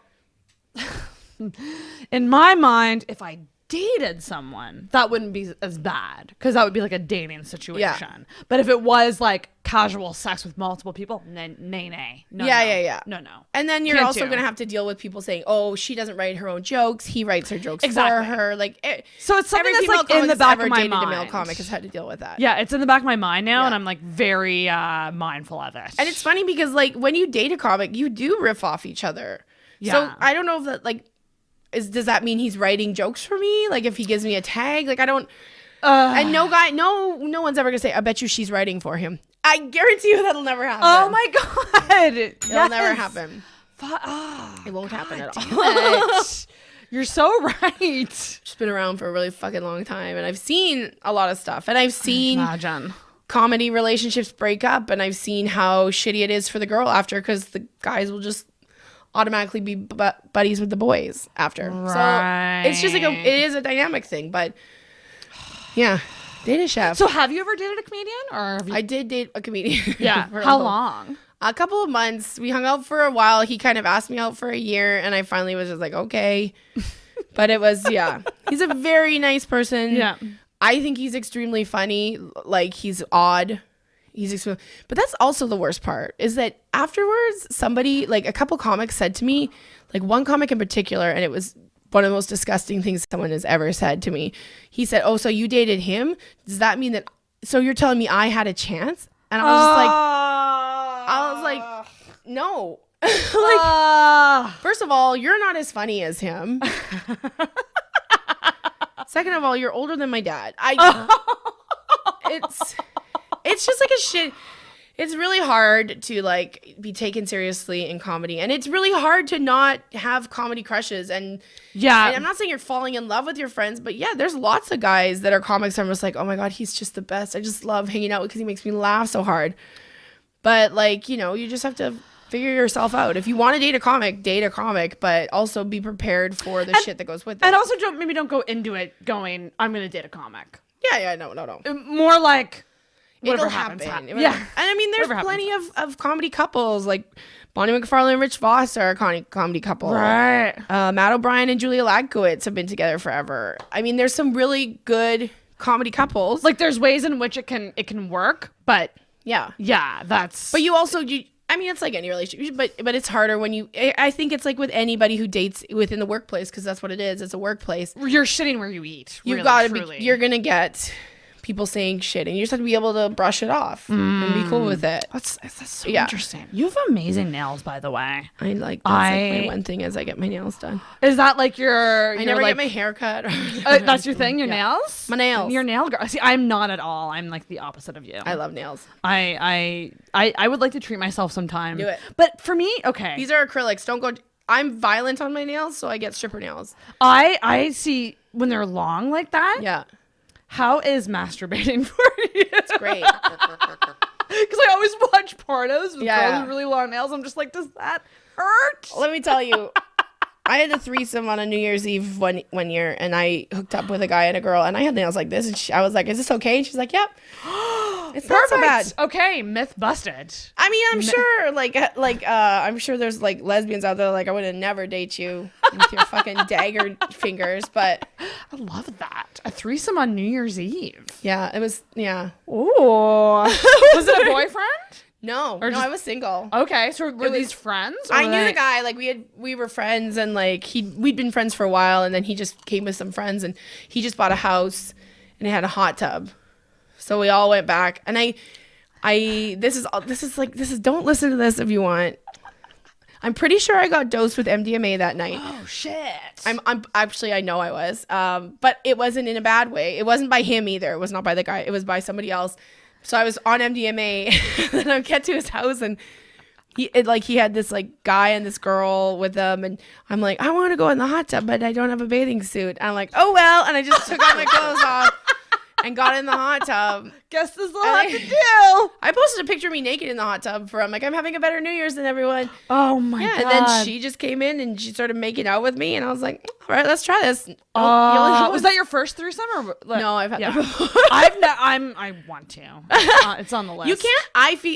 I've never planned one. Whenever they've happened, it's always been like spur of the moment. Like one time I was with a girl at a club, and we were like, well, let's go and see if he wants to go hook up with both of us, and he did. But that would be an easy sell. Yeah, don't do it. I mean, I personally would never do it with somebody that I had actual real feelings for. Oh God, no. Because I think there has to be a comfort level, but not too much. You know, like, I mean, it's just too hard if like you have. Yeah, it's just jealousy. Yeah, blah, blah, blah. I was like, I hope my poor boyfriend doesn't watch this fucking.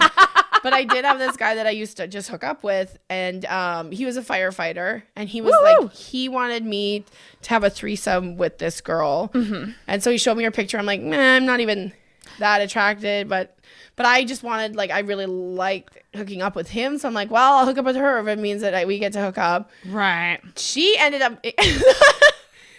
That's the first person ever made me squirt was that woman. Oh my god! Like, yeah. Well, okay, like that makes sense. Yeah, because she knew what she was doing. She knew what the fuck she was doing. Because that's another thing I related to a lot. Yeah, is the squirting thing. Because and let me tell you, I've been saying for years that I want it to happen. Yeah, let me tell you, she didn't porno jackhammer finger me.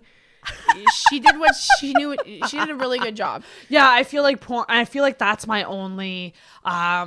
Yeah, that's so weird that you said that because this is bizarre. You need to hook up with a woman. This is a weird fate thing. You were talking about your firefighter hookup. Yeah.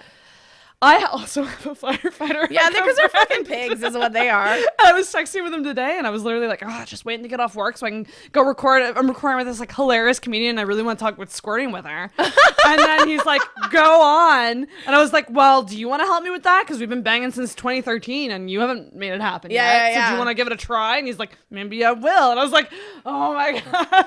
Now just go find a chick. And I think it's like, I think every man should have a hookup with another man. And I think every woman should hook up with another. Like, I think it's a spectrum. Try it out. Who the fuck cares? It's like it doesn't mean that you're anything. You don't have to identify as a certain person, but like yeah. But it was the funny part with that guy was like, because I wasn't that attracted to her, but then after she made me squirt, I'm like, I love you.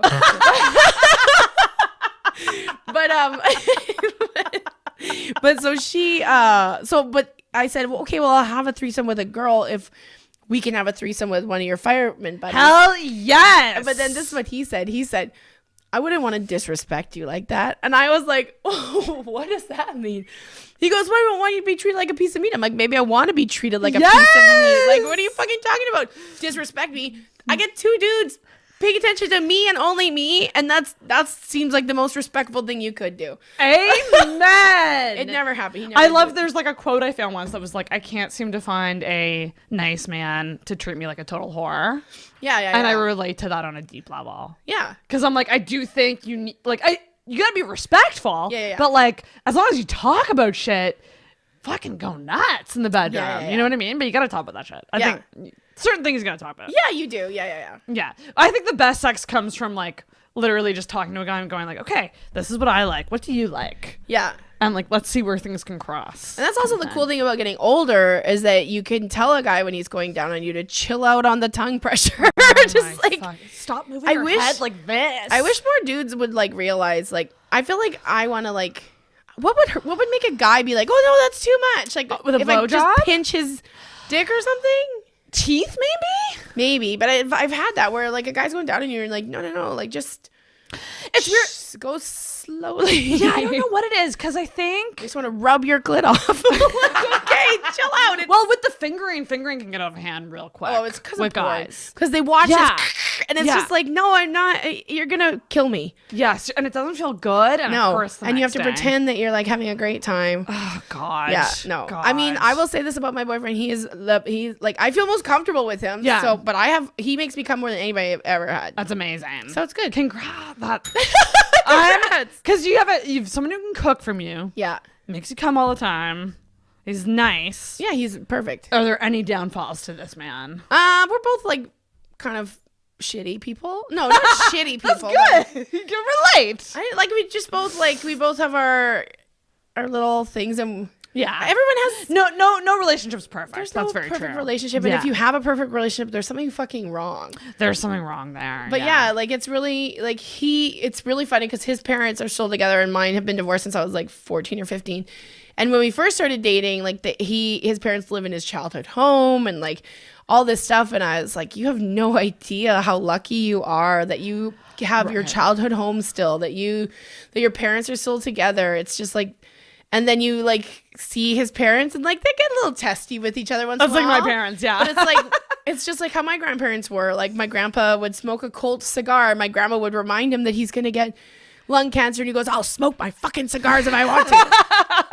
I love it. But then like in the end, like they're a very good couple. They're very different people, but like they've learned to adapt to it, and like it's nice. And I think it's so important too to have things outside of the relationship. Yeah, you like can't if there's spend anything, all your time together. If there's anything I've learned from like being single and just like being around couples is that that's not what I want in a relationship. Like, yes, I want attention. Like, don't get me wrong. Yeah. And I've done my time. But here. it would be nice to be missed too. Yeah. I like going on the road. He hates it when I go on the road. He's like, I don't do well when you're not here. And I'm like, come on. You're an adult male. Figure your shit out. Go out and have fun. Like, just do, like, have a good... I know you hear some couples say things like, I can't sleep without you in the bed. Yeah, that's weird. I can't sleep with you in the bed. Like, we just got a king-size bed because I was like, I can't anymore. Like, we're not... I'm not a little girl. He's not a little guy. And, like, it's just, like, plus we have 2 dogs and a cat that sometimes will come in. So there's all of us 3 in pets. this bed. Yeah. It's not good. So we got a king-size mattress now. We just got to get a bed frame for it. That would be amazing. Because I'm too old to put mattresses on the floor. Yeah. No, fuck mattresses on the floor. I did that with my first boyfriend in our first apartment together. Yeah, because that's what you do when you're, like, in your early 20s. Yeah. If you're in your 30s and you have a mattress on the floor, get your shit together. Yeah, go to the IKEA as-is section. I don't care. You can get a bed for $100. The as-is section, yes! Do not. It's so good there. Put your mattress on the floor. I'll have another. Yes, my I'm a next fast thing. thinker. My next thing is a headboard because I don't have one of those yet. Yeah, but you can get a headboard too. Like, yeah, it'll be fine. Yeah. It'll be fine. But I want like a bondagey one. Oh, that you can tie things to? Yeah. There's like a really good bed at IKEA that you can do that with. Oh, really? Yeah. Well, I'm on a budget, so it'll definitely be IKEA. Oh yeah, I don't think I'm like I would love to be an adult that doesn't have to shop at IKEA, but no shame. They got some nice fucking stuff. Turn this so it advertises. Oh yes. Nova Scotia Spirit Co. Shout Thank out. you. They're a favorite on this podcast. I always have Blue Lobster on hand. Yay. They said that they were going to send us free booze. Yeah. And then they never did. So I'm just going to keep plugging them until they do. Yep. Come on. Nova Scotia Blue Lobster vodka. It's good shit. Is vodka your go-to drink? I do like vodka. Yeah. I always have. I've never had a bad night on vodka. I've had bad times with tequila, Jaeger. Right. But, Jaeger bombs. Fuck. Jesus. Yeah, Robbie, who will be on your podcast soon, is so the excited. fucking Jaeger bomb king. And the last time I was in town, he was bartending at the Toothy Moose or Goofy Moose. What is it called? The Toothy bar is called the Toothy Moose. Okay. Yeah. So he was bartending there, and he was just feeding me Jaeger bombs, and like there was nobody at the bar, and I was just like dancing by myself. Like, that's the Toothy Moose for yeah. ya. I like to have fun. I do. That's awesome. I'm always gonna like going to the bar, but I don't like going when there's like little children there. I've realized that it might just be my hearing that's causing all the bar anxiety. Oh, because you have bad hearing? Well, I can't hear people when they talk to me. This is yeah. me when I'm at the bar, or most times people will mumble to me. I'm just like, oh, cool. Yeah, you just kind of like nod along, hoping that you're agreeing to the right thing. Yeah, it's how I feel when I'm in a cab in Newfoundland. I can't understand a word. I remember the first time I was in Newfoundland, like I get into this cab at the airport, and it was just this guy. Where's you going to go to? And I was just like, I just gave him the address, and then and they're so friendly and nice, and he was just going on, and then I just kept saying yes, no, like I could have agreed to marry his firstborn. I don't know what happened. Because I'll say what once. And then I'll get scared to say what again is my issue. Yeah. And I think it's, this is weird. When I was little, they put me in hearing testing because I think that they thought I was ADD. Okay. Spoiler alert, I'm pretty sure I am and I'm undiagnosed. But they told me what does hearing have to do with ADD? Because I think I'm ADD. Well, okay, so they put me in, because I was having trouble, it was like grade 5 or 4. I was having trouble concentrating. Yeah. So they thought I was getting distracted by other people, like noisy around kids. you, yeah. Because the teacher I had at the time just wasn't that strict, like didn't really discipline the kids, didn't tell them to shut up. So I was doing bad in school, and my mom was like, she just ain't paying attention. Yeah. Like, what's wrong with her? And they took me for these like weird hearing tests, and then I lived my life. And then a couple of years ago, I was at a family dinner, and they're like, oh, you have auditory processing disorder. And I was like, news to fucking me. I never knew that. I need to look into this. Apparently it's this thing where like say we're talking, and like say we're at like a restaurant, and like you and I are having a conversation, but like there's like another conversation happening. You hear that other one? Yeah. And it's me at parties. Like I get overwhelmed because I'm always that person kind of in the middle. Like, yeah. Like, and then I'm just like, what conversation do I tune into? But I have trouble figuring out. Yeah. Like I bounce around. Yeah. Because I can't take it in all in at once. I get overwhelmed. Like we'll be watching TV in our living room, and I might be playing a game or something, but I still kind of watch and listen. Yeah. But then he'll start playing a YouTube video on his phone at full blast, and I want to murder him. Right? Because I can't, and I've said to him before, I'm like, all I can hear is your thing, and I can't figure. Yep. I can't. You might have it. Oh my God, I gotta look into this shit. Apparently it's really common in kids and like not so common in adults.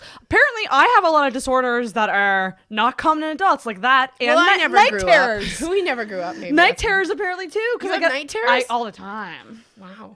They're not as bad as they used to be, but I used to like do blood curdling screams. You wake up screaming. Yeah. And my parents would think someone was climbing in my window. It was that kind of scream. Wow. Like, ah! Like, oh my God. Like insane. That's insane. And right now I have like what I call micro night terrors, where like I'll just have like a little moment where I'm like on the verge of sleep, and like I'll just think like I'll see a shadow, or like it's just very like mild. Yeah. But it's not common in adults. It's very common in children. Weird. So maybe I just never grew up. I don't know. Yeah, that's probably what it is. That makes sense. Just keep going to a pediatrician. You're how old? Listen, if they'll take me. Yeah. At this point in Halifax with the family Yes. doctor crisis, I'll take one, because I got a bad cervix and bad ovaries. So I need. Oh my God. I need a doctor. I need a doctor, and I need a doctor now. Yeah, I haven't had a period in 3 months. What? How old are you? 32. What? That's not good. I know, and I know it's not. And I know that like it. I think there's something wrong with my hormones. Yeah. There's something going on. Yeah. And like you just like feel it in your body. You're like, something's not quite right. Yeah. And then like all I have to deal with are like walk-in clinic doctors who really don't care, and they don't really take the time, because like I don't have a family doctor. So it's tough. And then you go online and diagnose yourself, and then you have 8 kinds of cancer. Yeah. I'm that kind of person. Like when I'm lucky I have a family doctor, and she hates me because You go in for everything? Oh, I go in and I'm just like, can we do some blood tests? Because I'm pretty sure it's cancer. And like, she's like, finally, like, you don't have cancer. Stop acting like you have cancer. I'm like, I'm not acting. I just have a lot of family history with it. And I'm just being proactive. Yeah, that's understandable. Yeah. If you have the family history. Yeah. I always think about it too, because I'm just like, there's a new Facebook friend I have who's like my age with cancer. Yeah. And I'm like, how the fuck? Like, you always just hear of cancer happening to like women in their 50s. Yeah, but I have a friend who got breast cancer when she was in her 20s. That's insane. And like, I mean, thank God she's alive still, and she beat it. But like, it's pretty crazy. Like, no wonder Angelina Jolie chopped her titties off. I don't blame her. Because she has a gene or something. Yeah, she had like the test that like showed. Did she just do one of those 23andMe? Am I narcissistic to say that I wouldn't jump the gun so quick to get mine? Yeah, like I love these things. I know. They're like probably all I have going for me with men. So I don't really want boobs are nice. They're fun to have. Yeah, I love my boobs. They're Boobs my are great. favorite thing. Boobs are a good thing to have. They're really good to have. I don't know what I'd do without them. Like honestly, I would be very sad. Like, and even the itty bitty titty committee girls have their own fan club. I was that in grade 11 and 10. Yeah. Someone wrote on my glasses case, president of the itty bitty titty committee. Oh my God. When did you grow your boobs? Like grade 12 in college. I grew mine in grade 4. Oh my God. I had titties in elementary school. Just like, but it were was you an early bloomer? Oh yeah. I got my, I got my period in grade 5. Holy shit. Yeah. I was grade 6. So I was wearing white cotton ginny overalls. Oh, Cotton Jenny. Oh my God. Shout out. And my teacher pulled me aside and she said, "Can you come with me?" Oh, God. And then she told me, "I think you got your period." And I just burst into tears because I'm like, I was 10. I love how she says, "I think." Like it could be a cut, well, yeah, or it could be your period. Yeah, I know. Who knows? Did you cut your asshole open? I don't know what you did. But yeah, so then I called my mom in tears and I'm like, "I got my period."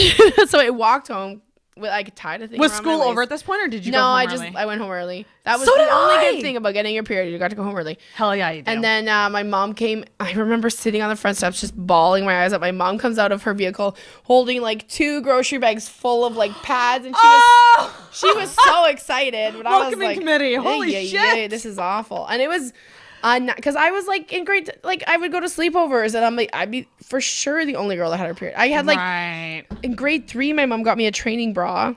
And grade and 3, my mom, holy shit. Yeah, I grew titties fast. Jesus. And my mom, she bought me a polka dot training bra so you could see it through every shirt. And I was mortified. I was so embarrassed by like having to wear a bra because none of my other girlfriends had to wear a bra. And like, of course, boys snapped the back and like all this other Girls shit. would too in my case. Yeah. Why was, because now it's like all about the boobs. Well, yeah. I mean, if I was going to elementary school now and I had titties, I'd be the most popular girl in the world. I mean, yeah, it's just a weird. Yeah, it's weird that like boobs were shamed like when you were at that age. Yeah. Like when I find out girls like, "Oh, I didn't get my period until I was like 15." I'm like, "Fuck you." I was a 5-year veteran when you got your first Holy period. shit. Yeah, for me it was grade 6 and it was right before a trip to a water park in PEI. Did you go? So here was the thing, like I got it and I think it was like a week or so before the trip. My mom like scared me being like, because I don't think, well, my mom, I'll just say, never taught me about tampons. It was pads and a stick of deodorant that she threw at me. Oh yeah, and a stick of deodorant. A book, a stick of deodorant, because I don't know why For she your thought, vagina? Yeah, I don't know. Like she maybe just thought like, well, I always sweated, so why would that? I don't know. It was very weird. I didn't. It was always pads and it was awful. Yeah, Awful. pads. Like and I wore them for so long. Like I don't think I wore tampons until early high school. Me too. Like a long time, and like I had to teach myself how to do that shit. Yeah, and I don't remember how I even got them. I think I just went and bought some and read the instructions and was like, well, let's see how it goes.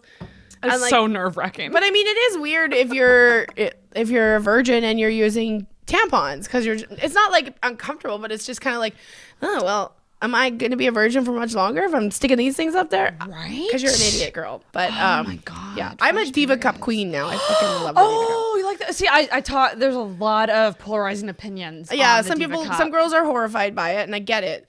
But when you use a Diva Cup, it's like you don't even have a period anymore. Really? It's amazing. Well, I already got that going for me now, so I don't need the Diva Cup. Yeah. You're so lucky. There might be something wrong with you. I'm just broken. It's funny because I had to take like, I don't know, I say had to, but like people were bugging me to take pregnancy tests just to be like 100%. And I was like, got laid twice over this time. And the schematics of those 2 hookups, I just highly doubt I got any cum there. Like no. But I did it anyway because people got in my head being like, well, you never fucking know. Yeah. So I took it and I was like, oh, no, not pregnant, just broken. Yeah, not pregnant, just broken. Well, I was on antibiotics for like one of those months, and I think that might have fucked it up. Yeah. I just didn't think that it would fuck it up for 3 months. Yeah, you need to get a doctor. Yeah, I sure You got to figure out why. Don't Google it though, because you will think you have some sort of horrible cancer. It's so true. I love this, like, flashback to this episode when I get my diagnosis. No, if you got, I feel so awful if I'm. No, it's early You detection. just need to find a dog that will sniff your ovaries just in case. Because those are the. Don't dogs detect cancer? Do they detect cancer or periods? Well, bears detect their bears. You're supposed to not go camping when you're on your period. You'll attract bears to the neighborhood. I mean, it would suck to go camping on your period. Yeah, imagine like bears come in and like everybody in their camping goes like, okay, who's on her period here? Who the fuck showed up on her period? Do you get moody on your period or like bitchy? I'm bitchy all the time. That's me too. Yeah. But I hate it when people are like, you're on your period, and like, oh yeah, and then you can tell. You want to be like, and then you just burst but then you burst into tears. You're like, no, yes I am. Fuck you. Trust me, it's not fun. We don't enjoy it either. Okay, I don't enjoy. For the first time in my life, get debilitating cramps. I never got cramps before, but now I get them for one day out of my period. Same, yeah. And guess who always goes to work? Me. Yeah. I never call in period sick because I think that's weak. I take a Midol extra strength and I go. Do they work for you? Yeah. Yeah. So I get it. There's women that have horrifying cramps, but like I have a friend that she'll throw up every time. I'm like, that's awful. To me, that's awful. Well, that's scary too because like endometriosis is a fucking thing that I feel like a lot of people aren't educated on. Yes, yeah. And I think it's so fucking important to like, if you genuinely think, like, you know your body better than anyone, if you genuinely think something is wrong and not right, fucking go to a doctor and like go to another doctor. You like, shouldn't be feeling like you're going to die every month. No, that's not normal. No. Like I wouldn't say I feel like I'm going to die. I just get like really bad cramps and stuff. And I shouldn't have said I'm like I call in sick because I'm not brave or anything. But like Midol works for me. Mm-hmm. But like I get like endometriosis is a terrifying, awful thing, and there's a lot of women because you're taught your whole life that not to talk about your period. It's embarrassing. But now at least people are like, no, it's your period happens all the time. Yeah. Somebody said because of the abortion shit. Yeah. And all this other stuff going on, like Alyssa Milano said we should stop fucking men. And then my friend, somebody else, I don't know, my friend, or she saw it somewhere else. And why don't we just start free bleeding? Yeah, why don't we just start bleeding all over the place? Everywhere, yeah. Sorry, I'm bleeding. I'm going to ruin your couch. Apologize for that, you know? God. But we're still not allowed to be that. Well, I always think about... there's like a documentary on Netflix. Fucking what's it called? It's like about periods. It won the Oscar for best documentary. Yeah. That was so awesome when they won, and she said, "We just won for a documentary about periods." It's amazing. Cool. It's very cool. And like that they start that whole business of like making pads like over there and stuff. Like that's because I always think about that. I'm like, holy fuck, that must be like the absolute worst. Like not have anything. Imagine being a homeless woman. Like that when I lived in Vancouver, there was a big push to be like, you know, there's a group called the Downtown East Side Women's Association or something, and I think it's to benefit homeless women. But can you imagine having your period and being homeless and like these are the only clothes you really have, and then and men don't have to think about that kind of shit, and it is cool because a lot of men are like, holy shit, I never thought of it that way, and a lot of men are like, don't talk about your period, it makes me uncomfortable. You guys can fuck off. Yeah, for real. If you're a man over the age of 18, you're an adult, and you can't handle listening about a period or understanding periods, or you feel the need to tell a joke about going to buy tampons for your girlfriend, you're a fucking child. And also, I just want to say on record, big fan of period sex. I've done it. It's not too bad. Disclaimer, not first day period sex. No. Not oral sex. Not oral, but like, you know, if it's light, because like I get painfully horny on my period, and painfully, and masturbating. Well, or I'm sure if some guy made you come, it doesn't clear up cramps, but it helps it. Yes, well, it distracts you from it at least. It distracts you, but it's like physiologically, is that a word? It's supposed to help with cramps. I think that it does a lot, like headaches, cramps, depression, maybe not so much. Maybe well, for, like, yeah, a because you're fleeting releasing moment. endorphins. It's not even, it's you're releasing endorphins. More women should masturbate, and don't shame girls for masturbating. Hell no. Because sometimes, like, I can do it in like 30 seconds. Just let me do this. Oh my god, I know, me too. I'm so like, quick at it. I don't need a full sex session. You can watch me do it, but I don't need your input. Are you big into sex toys? I do enjoy them, but I always find, well, not my current boyfriend, but a lot of boyfriends are intimidated. Yeah. For some dumb reason. Why? Okay, because that's so funny. Because you're reading their my dicks mind. can't vibrate. Because I recently like bought 2 new ones, and I dropped a lot of money, and I was like very open about it, like to my friends, and it's crazy to me how many people were like. I can't believe that there are women like in their 30s that have never used a vibrator. That madness shocks me. Yeah, that's as soon as I turned 18, I was like, I'm going to buy a vibrator. I want to see what this is about. Yeah. And I did, and it was great. It was like you'll never forget your first vibrator. Truly. That's true. Like it's. I feel like I can't throw it out because it's special. Yeah. It's true. Like you can't forget. You got to put a toilet paper tube inside. Remember those ones? Yes. Blah. Well, the one that I had was one that you had like it was battery operated, obviously, but you had to like twist the top. Yeah, that's what we all had. That was our first vibrator. Oh my gosh. I used to have a purple. So you open it into Boston Pizza on your 18th birthday. But no, like I think it's so important for women to figure their own bodies out because and like let's stop shaming chicks who wanna self-please, because guess what, I know that we just went back from saying like, oh, women can get laid whenever, like, yes, it's easy, it can be easy for us to get laid for sure, but sometimes that's not feasible. And even if we can get laid, we're probably not gonna come. I'm not even gonna lie to you. Exactly. Most times we're not gonna come, and I because guys just don't have the patience for it. I get it, but that's what happens as you get older though, and you start fucking older dudes. Because older dudes are like, no, I know that you can't come in 30 seconds. Patience is patience and age and experience. Yeah. So key. Or a dude that's like, I'll use your vibrator on you. Let's do it together. Like, that's so nice. Even better. I mean, that's the thing. Like, that's the thing with casual sex that sucks is that I don't feel like I'm provided the time. Yeah.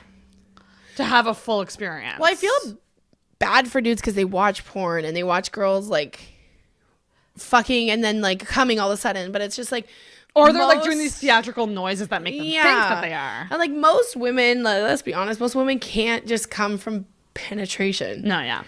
And but porn has made men believe that that's a thing, which you can sometimes, but more women you need to like fucking flick the bean a bit. Yeah.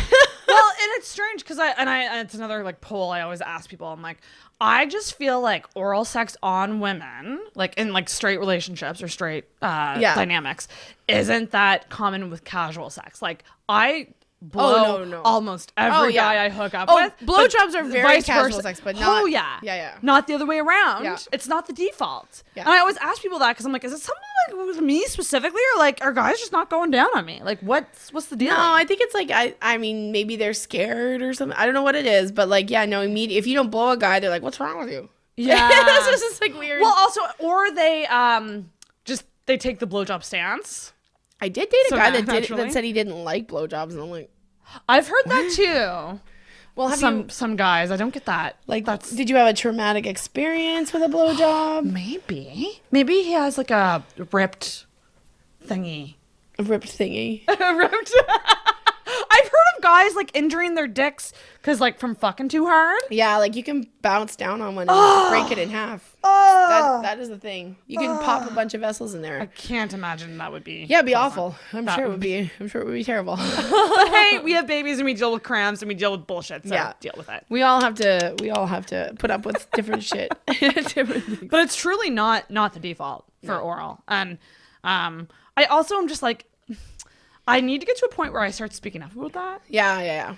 And I'm working on that for sure. But like, I'm still. But then sometimes a guy will go down and you're like, oh God, this is awful. Well, you don't want them to feel obligated. No, but you also don't. Yeah, it's sometimes they're very bad at it. But I'm sure there's lots of girls that are very bad at blowjobs. I wish there was a guy here that we could be like, when you Robbie, say, where are you? When you say that's a great blowjob, do you mean it or you do? Yeah. Well, okay, because I always wonder that too. Have another. I always wonder that too. I'm like, what makes a good blowjob? And I know that for me, I just get a lot of guys wanting to deep throat. Yeah, that's a new thing. That's like porn thing. That's will you gag on my dick? I pity gag, so I don't have to really gag. Yeah, we all got the power to do it, ladies. You just put it in your mouth and be like, oh my god, you're so big. We all got the power. Use that gag power. Make them feel special. I love that. It's scary though, because like I had a guy like essentially face fuck me without consent, and that was like I hate using the word traumatic, but it was fucked up. It was messed up. I've had an incident like that as well. It was a guy that I really liked. But he was he was so rough. He like ripped hair out of my head. He fish hooked. I was horrified, but I didn't know how to stop it. And it wasn't like, I wouldn't say I was raped, but I would say I hated it. Yeah. And it was not fun. And I mean, there's a lot of porn these days that's very rough. And like, if that's your thing, you cannot Giangomeshi a girl. You've got to ask her, do you like to get fish hooked? Do you like...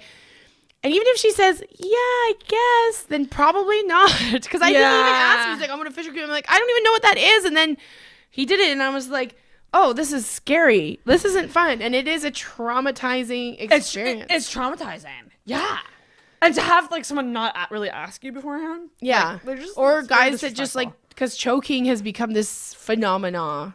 It has been time. Where it's like a lot of men like to choke, and a lot of women enjoy being choked, but not all women. Like I've had guys choke before. I'm like, what are you fucking gonna kill me? I had a joke about it because I was like, I'm gonna put this right here. I had a joke about it at work because I dated this guy and I was on the road for 6 weeks and I came back and we were having off the road sex, which was great. But then he like started to choke me. And I was like, I like literally had to punch him in the chest because I couldn't even talk. I'm like, what are you fucking doing? And he goes, I just missed you so much. And I'm like, that you want to choke me and kill me so I can never go on the road again? Like, no, if you are into that shit, great. That's awesome. But you need to act like I love getting spanked hard. Me too. Not all girls do. Yep. There is a line though where you get spanked too hard and you're like, okay, chill the fuck out. You fucking psycho. But yeah, you like, that's the thing is like consent has become such a like important thing, and women have to ask for it and men have to ask for it. Like it can't just be, it's not just men that don't ask for consent. There's plenty of women out there that are too aggressive sexually, or so you got to ask for what you want. Well, that's what I always, because another thing that comes up on this show a lot is ass eating and butt stuff, and I always like hear stories of like men like, oh, she just stuck a finger in there. And I'm like, yeah, I don't like that. I don't like when I hear those stories. I don't like that either, because I wouldn't want a guy to just stick a finger up there. Absolutely not. If a guy was like, could you put your finger in my ass? I would say absolutely no. But some girls would be like, yeah, let me do it. Let me go in there. Exactly. But yeah, no, I just decided to put my finger in his ass. Like, no, that's not cool. That's absolutely not cool. It's never been in my mind in a casual hookup or like a new hookup, or like maybe it's like the first time or first couple times with a boyfriend where I've been like, I think I'll just do that. Like, I feel like that's something that comes with more time. Or if you're doing talking, it and you say, do you like that? And they say no, that's when you stop. Or you hover the area. Yeah. And you say, do you like that? You want me to go further? Like, it's stuff like that you can do. The butt is a very delicate place. And it's become like, I have a joke about how much butt stuff like younger people talk. Eating ass, like, so common. That's not a thing in my like it's weird. It's kind of odd. Me either though. But it's become a thing. Like there's lots of people that talk about eating ass all the time, and I'm just horrified by it. But that's me being old. And maybe it's a great time, but I personally think I wouldn't put my tongue where poo comes out. I would be open to I've never done anything butt related. Ever? Not even as a birthday gift. Nothing has been in here, and I've never put. So like, not like I'm clean slate. Okay. Totally. But I'm open to it. Is the thing. I've done butt stuff before. I'm definitely drunk. That's the sound clip.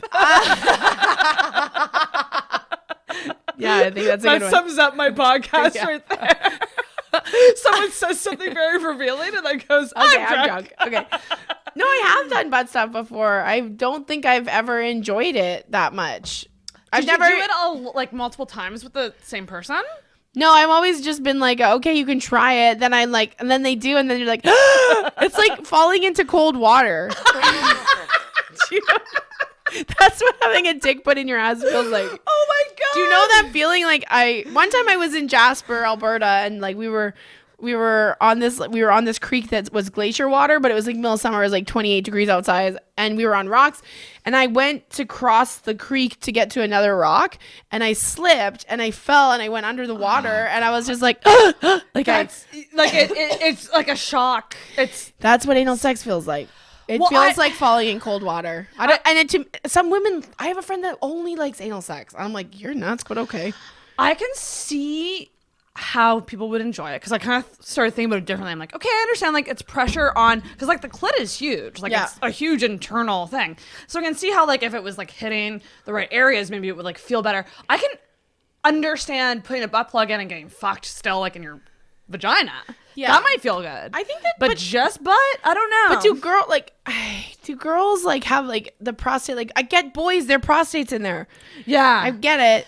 See, I don't know. See, I don't understand what the benefit of a vagina butt. It must just be angle. I don't really know. It's. I love how we're just like we don't understand. This. Where's Sue Johansson? And I'm sure I'm gonna get it like people will say I'm kink shaming. No, we're not doing. I am not shaming.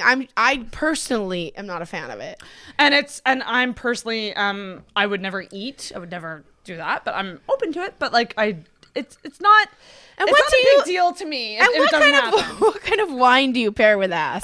Like, is it a red? Is it a white? I want to go into a liquor store.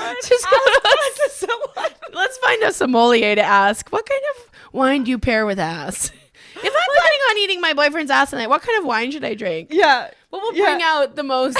Oh my god. Well, that's the thing. I'm like, do you like kiss after? Do you brush your teeth after? Well, I can tell you something. If you fuck a girl's ass, do not put it in her vagina after because that's very dangerous. Oh, I would just instantly get it would be instant yeast. Yeah, and I'm not a ass to mouth thing. That's fucking weird. Yeah, no. It took me a while to even be down to vag to mouth. Oh, I don't mind that. I used to hate it. Yeah. When I was really young. But now I don't care. Yeah, because when you're young, you're like, things are gross. Why would I want to taste myself? Yeah. And then you get older and you like hook up with some men that are actually good at what they do. And then you're like, I taste real good. Yeah, it really ain't bad. It really doesn't taste like well, I mean, I don't know. I've never gone down on another girl, but I want to at some point. I've only ever finger banged another girl. I've had girls go down on me, but I've never gone down on a girl. That would be my ideal situation. I feel very selfish. No, that's amazing. That's the best case scenario. Yeah, but who knows? Was it just one chick or yeah, I've had an orgy with all at once. No, like the threesome in the hot tub. I didn't go. She went out on me. I did not go down on her. I'd finger banged her. Was that fun? Yeah. It was fun. It's a different angle to go. I've never been in a vagina at that angle. Right, because you're used to your own. Yeah. And all vaginas are different. Yeah. And guys are like, do you finger bang yourself? I'm like, not really. Like, unless I have a lot of time. Well, that's the weird thing about sexting. Because if I'm masturbating, like normally it's not insertion. Normally it's just clit. Most times. But like if I'm sexting with a guy, they're always just like, put your fingers inside you. I'm like, okay, I'm gonna be bored for the next 30 seconds. And I'll always just like do it or like say I'm doing it. But not big guy, whatever you want. Do you want me to come or not? That's why, girls, you save one picture of yourself finger banging yourself and just send that every time. Oh my god! And you're out. I've sent like topless pictures. I'm not a fan of sending the vagina picture. Ooh, I feel like I've mastered it. You have sent your vagina to people? Yeah. I feel like, every time I take a topless picture, I don't do this anymore, but when I was single, do you remember when Tinder had moments? Like it was like stories? I used to put like topless pictures of me up on Tinder. Really? Because I was angry and I was just like, I don't fucking care about it. Yeah. But every time I put one up, I'm like, no, if that got out, I'd be okay with it because I look good. No woman is ever going to put like a picture of her naked, like, no, it's like selfies. We've taken at least 20. What angle do you take a picture of your vagina at that's the best? So I've determined for me personally, I feel like my nails would identify me too much, so I can't. I'm a pro at shower nudes. Shower nude. Like you take your phone in the shower with you? Yeah. Now I used to have a life-proof case, which made it waterproof, which was Not very anymore. handy. But now I've mastered the art of holding it kind of outside where the water is. But then you get the shot of the water on, like if it's a boob picture, it's like the water is like pouring down your boobs. Yeah. And it's always like kind of a diagonal with boobs, sort of like you're tilting one way like this. Yeah. Those are my favorite boob shots. And then you always gotta kind of squeeze them in a bit. You just gotta. But with vagina, the best vagina pictures I've ever taken, this is, I know it sounds wild, but a bent over one. Yeah. If you like put your leg up on like, I love how I'm like trying to show how to do this on the like bathtub thingy. Yeah. And just bend over and poke it out and like get your phone down like this. Aren't you ever scared of falling and cracking your head open? Yeah. Be careful. Don't die taking a nudie. Oh my God, that would be the most Sarah way to die. Do you know what I thought? Like I have a very morbid brain, but like I thought about this the other day. I was just like, because I was out drinking with Robbie, I'm like, if I died tonight, I would be horrified. I feel like many people have had this because thought when they're out drinking with Robbie. they would go back to my hotel room and be like, this girl like has her clothes everywhere. She has shit all over the bathroom. Like it's not gross in there, but I bought these Hawaiian ginger. Do you remember Hawaiian ginger from Cal? Yeah. Oh my God. So I bought these. Yes, that was like my signature scent in junior high. Yes, that's also what I bought. Yeah. And the green apple. There was a green apple one at one point. I think so, but I remember Hawaiian ginger. All the girls wore Hawaiian ginger, and I So bought these Hawaiian ginger bath bombs because you get a nice tub at the Yuck Yucks. And fuck yeah. And so I've been having Hawaiian ginger baths every night, and my room smells like junior high. Oh, I legit finger banging and Hawaiian ginger. And it's just because all I do is have baths and masturbate. Now I want to go and get some of that. Right? That was my that smell. I had the shimmer, like the round shimmer mist that was never mist. It just came out in a glob. And you had to like rub it in. Oh, I remember when glitter was like just coming out as the coolest thing, and you would get this gel. Yeah. And you would just cover. I remember going to nightclubs and like being like covered in glitter and being like, I'm so hot. Like I look so good right now. I can't imagine what that did for our skin. You know what it was though? Like married man repellent. Oh, really? Oh. A married guy's not going to hook up with a girl that's covered in glitter. The same glitter as his daughter. Or glitter, period. Comes home and covered in glitter. Oh, that's true. That's what I mean. That's what I mean. So I didn't think about that you don't have to worry about a married man trying to hook up with you because you're covered in glitter. Oh, I like that. And like lipstick would probably be concerning as well. A little bit, but it's not more, as much as but glitter just like you don't even realize it's on you. People have left my apartment sometimes covered in glitter, and like they're like, "Got fucking glitter on me. What the fuck?" Because like these curtains, like they do shed sometimes, and yeah. Oh, I thought you meant because when you hook up with them, you cover yourself in glitter. That too, actually, I do. I am a fan of the boob highlighter. I do have highlighter from not on right now, but I do have this. I use the rose gold one from NYX, and I just dust it everywhere. And you gotta highlight them boobies, the high points, and then you contour the low points. Women learn everything they want from drag queens because drag queens can make a flat chest look like giant titties. They're so talented, so much talent. Yeah, I'm friends with 2 drag queens that like, and they're beautiful. They're the best, and like they have a YouTube show called Queens Ranting. Where they also have a bell.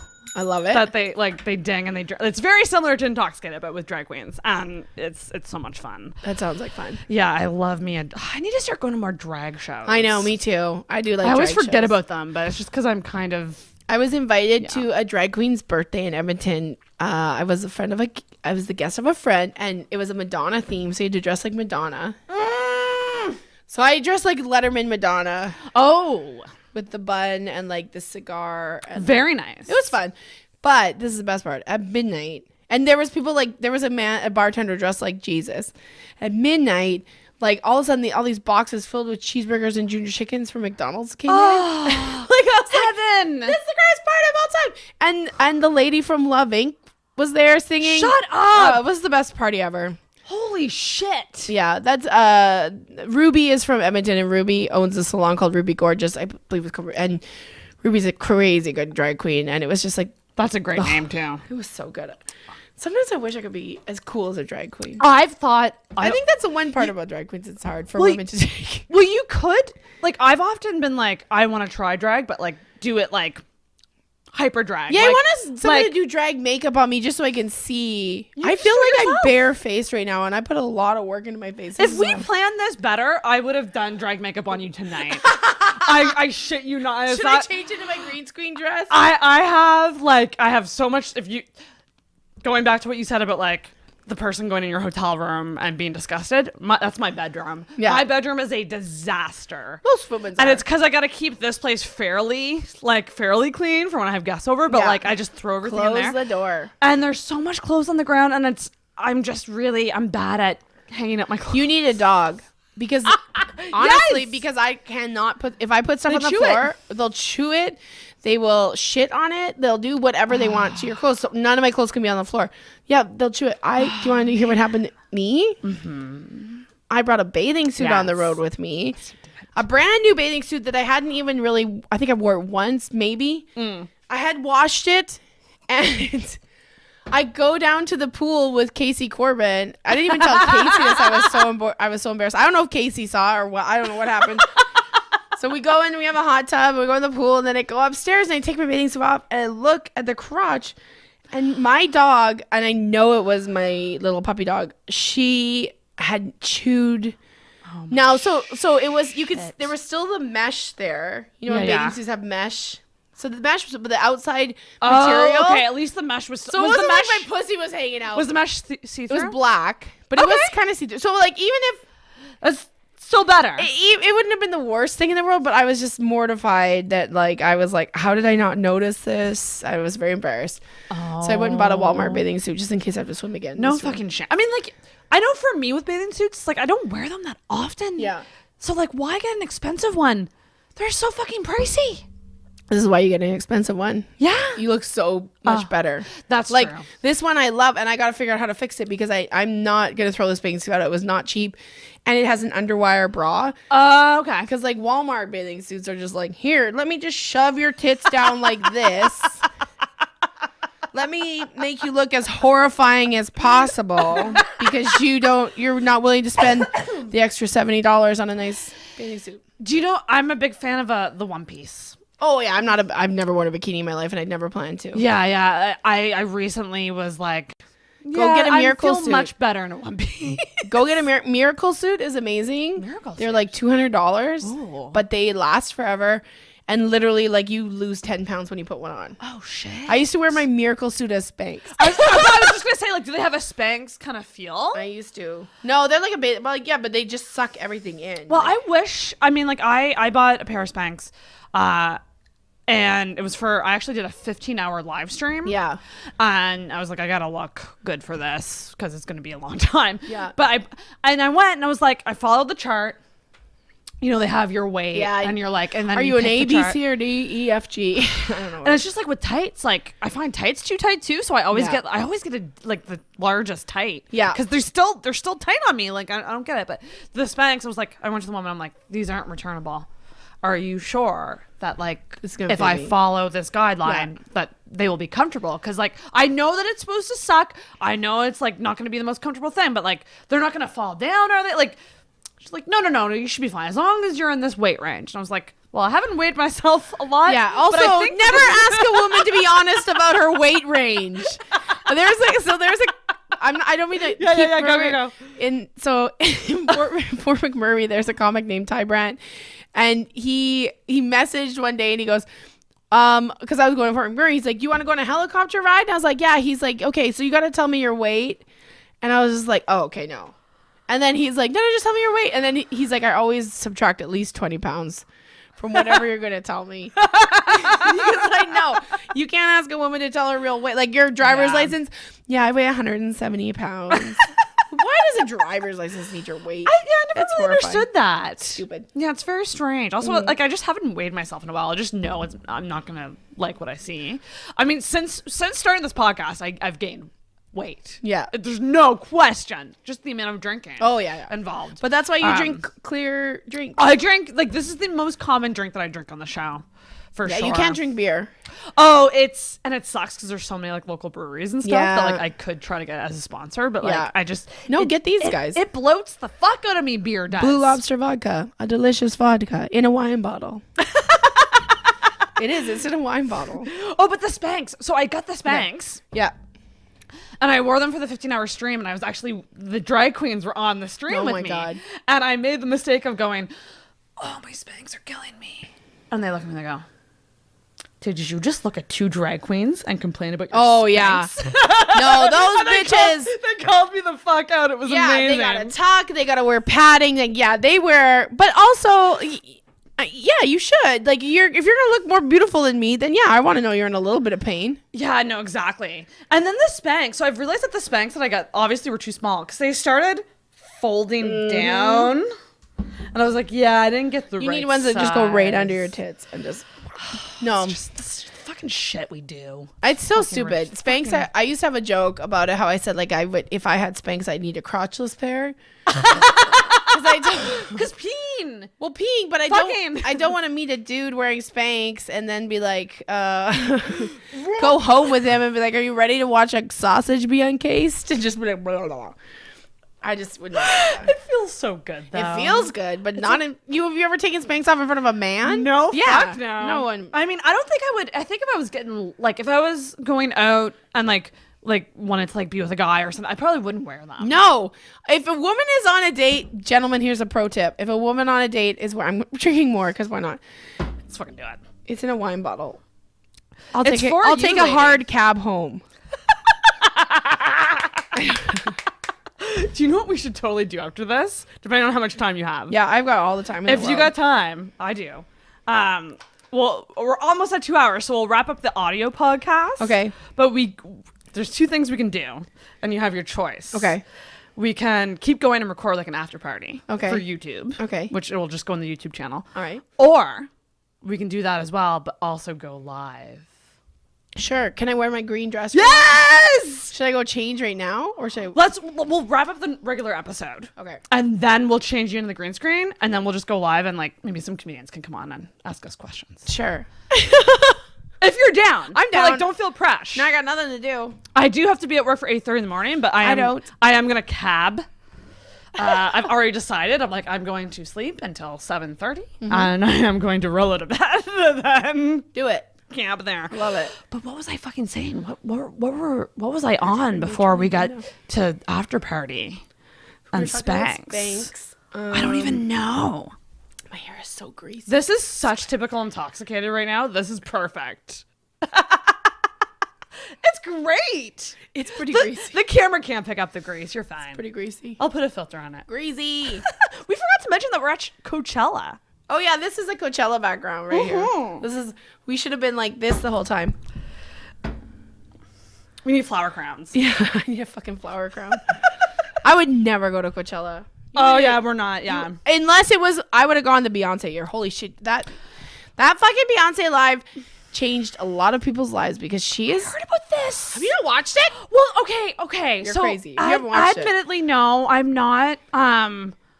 The hugest Beyonce fan. I appreciate her as long as you can all appreciate her. Oh, hundo. But I listened to a podcast recently about Beyonce, about how, like, that Coachella performance, like, it was like one of the best things. It was so good. She involved like so many like young people, young black people, and it was amazing. The only thing I didn't like is when people got all mad at Taylor Swift for using a marching band afterwards. But I'm like, you guys, Taylor Swift's been using marching bands for years. Shut the fuck up. Stop trying to pit other women against each other. Yeah, no, I hate that. Yeah, it's and I love what's happening. They're both talented women. Stop pitting them against each other, you fucking assholes.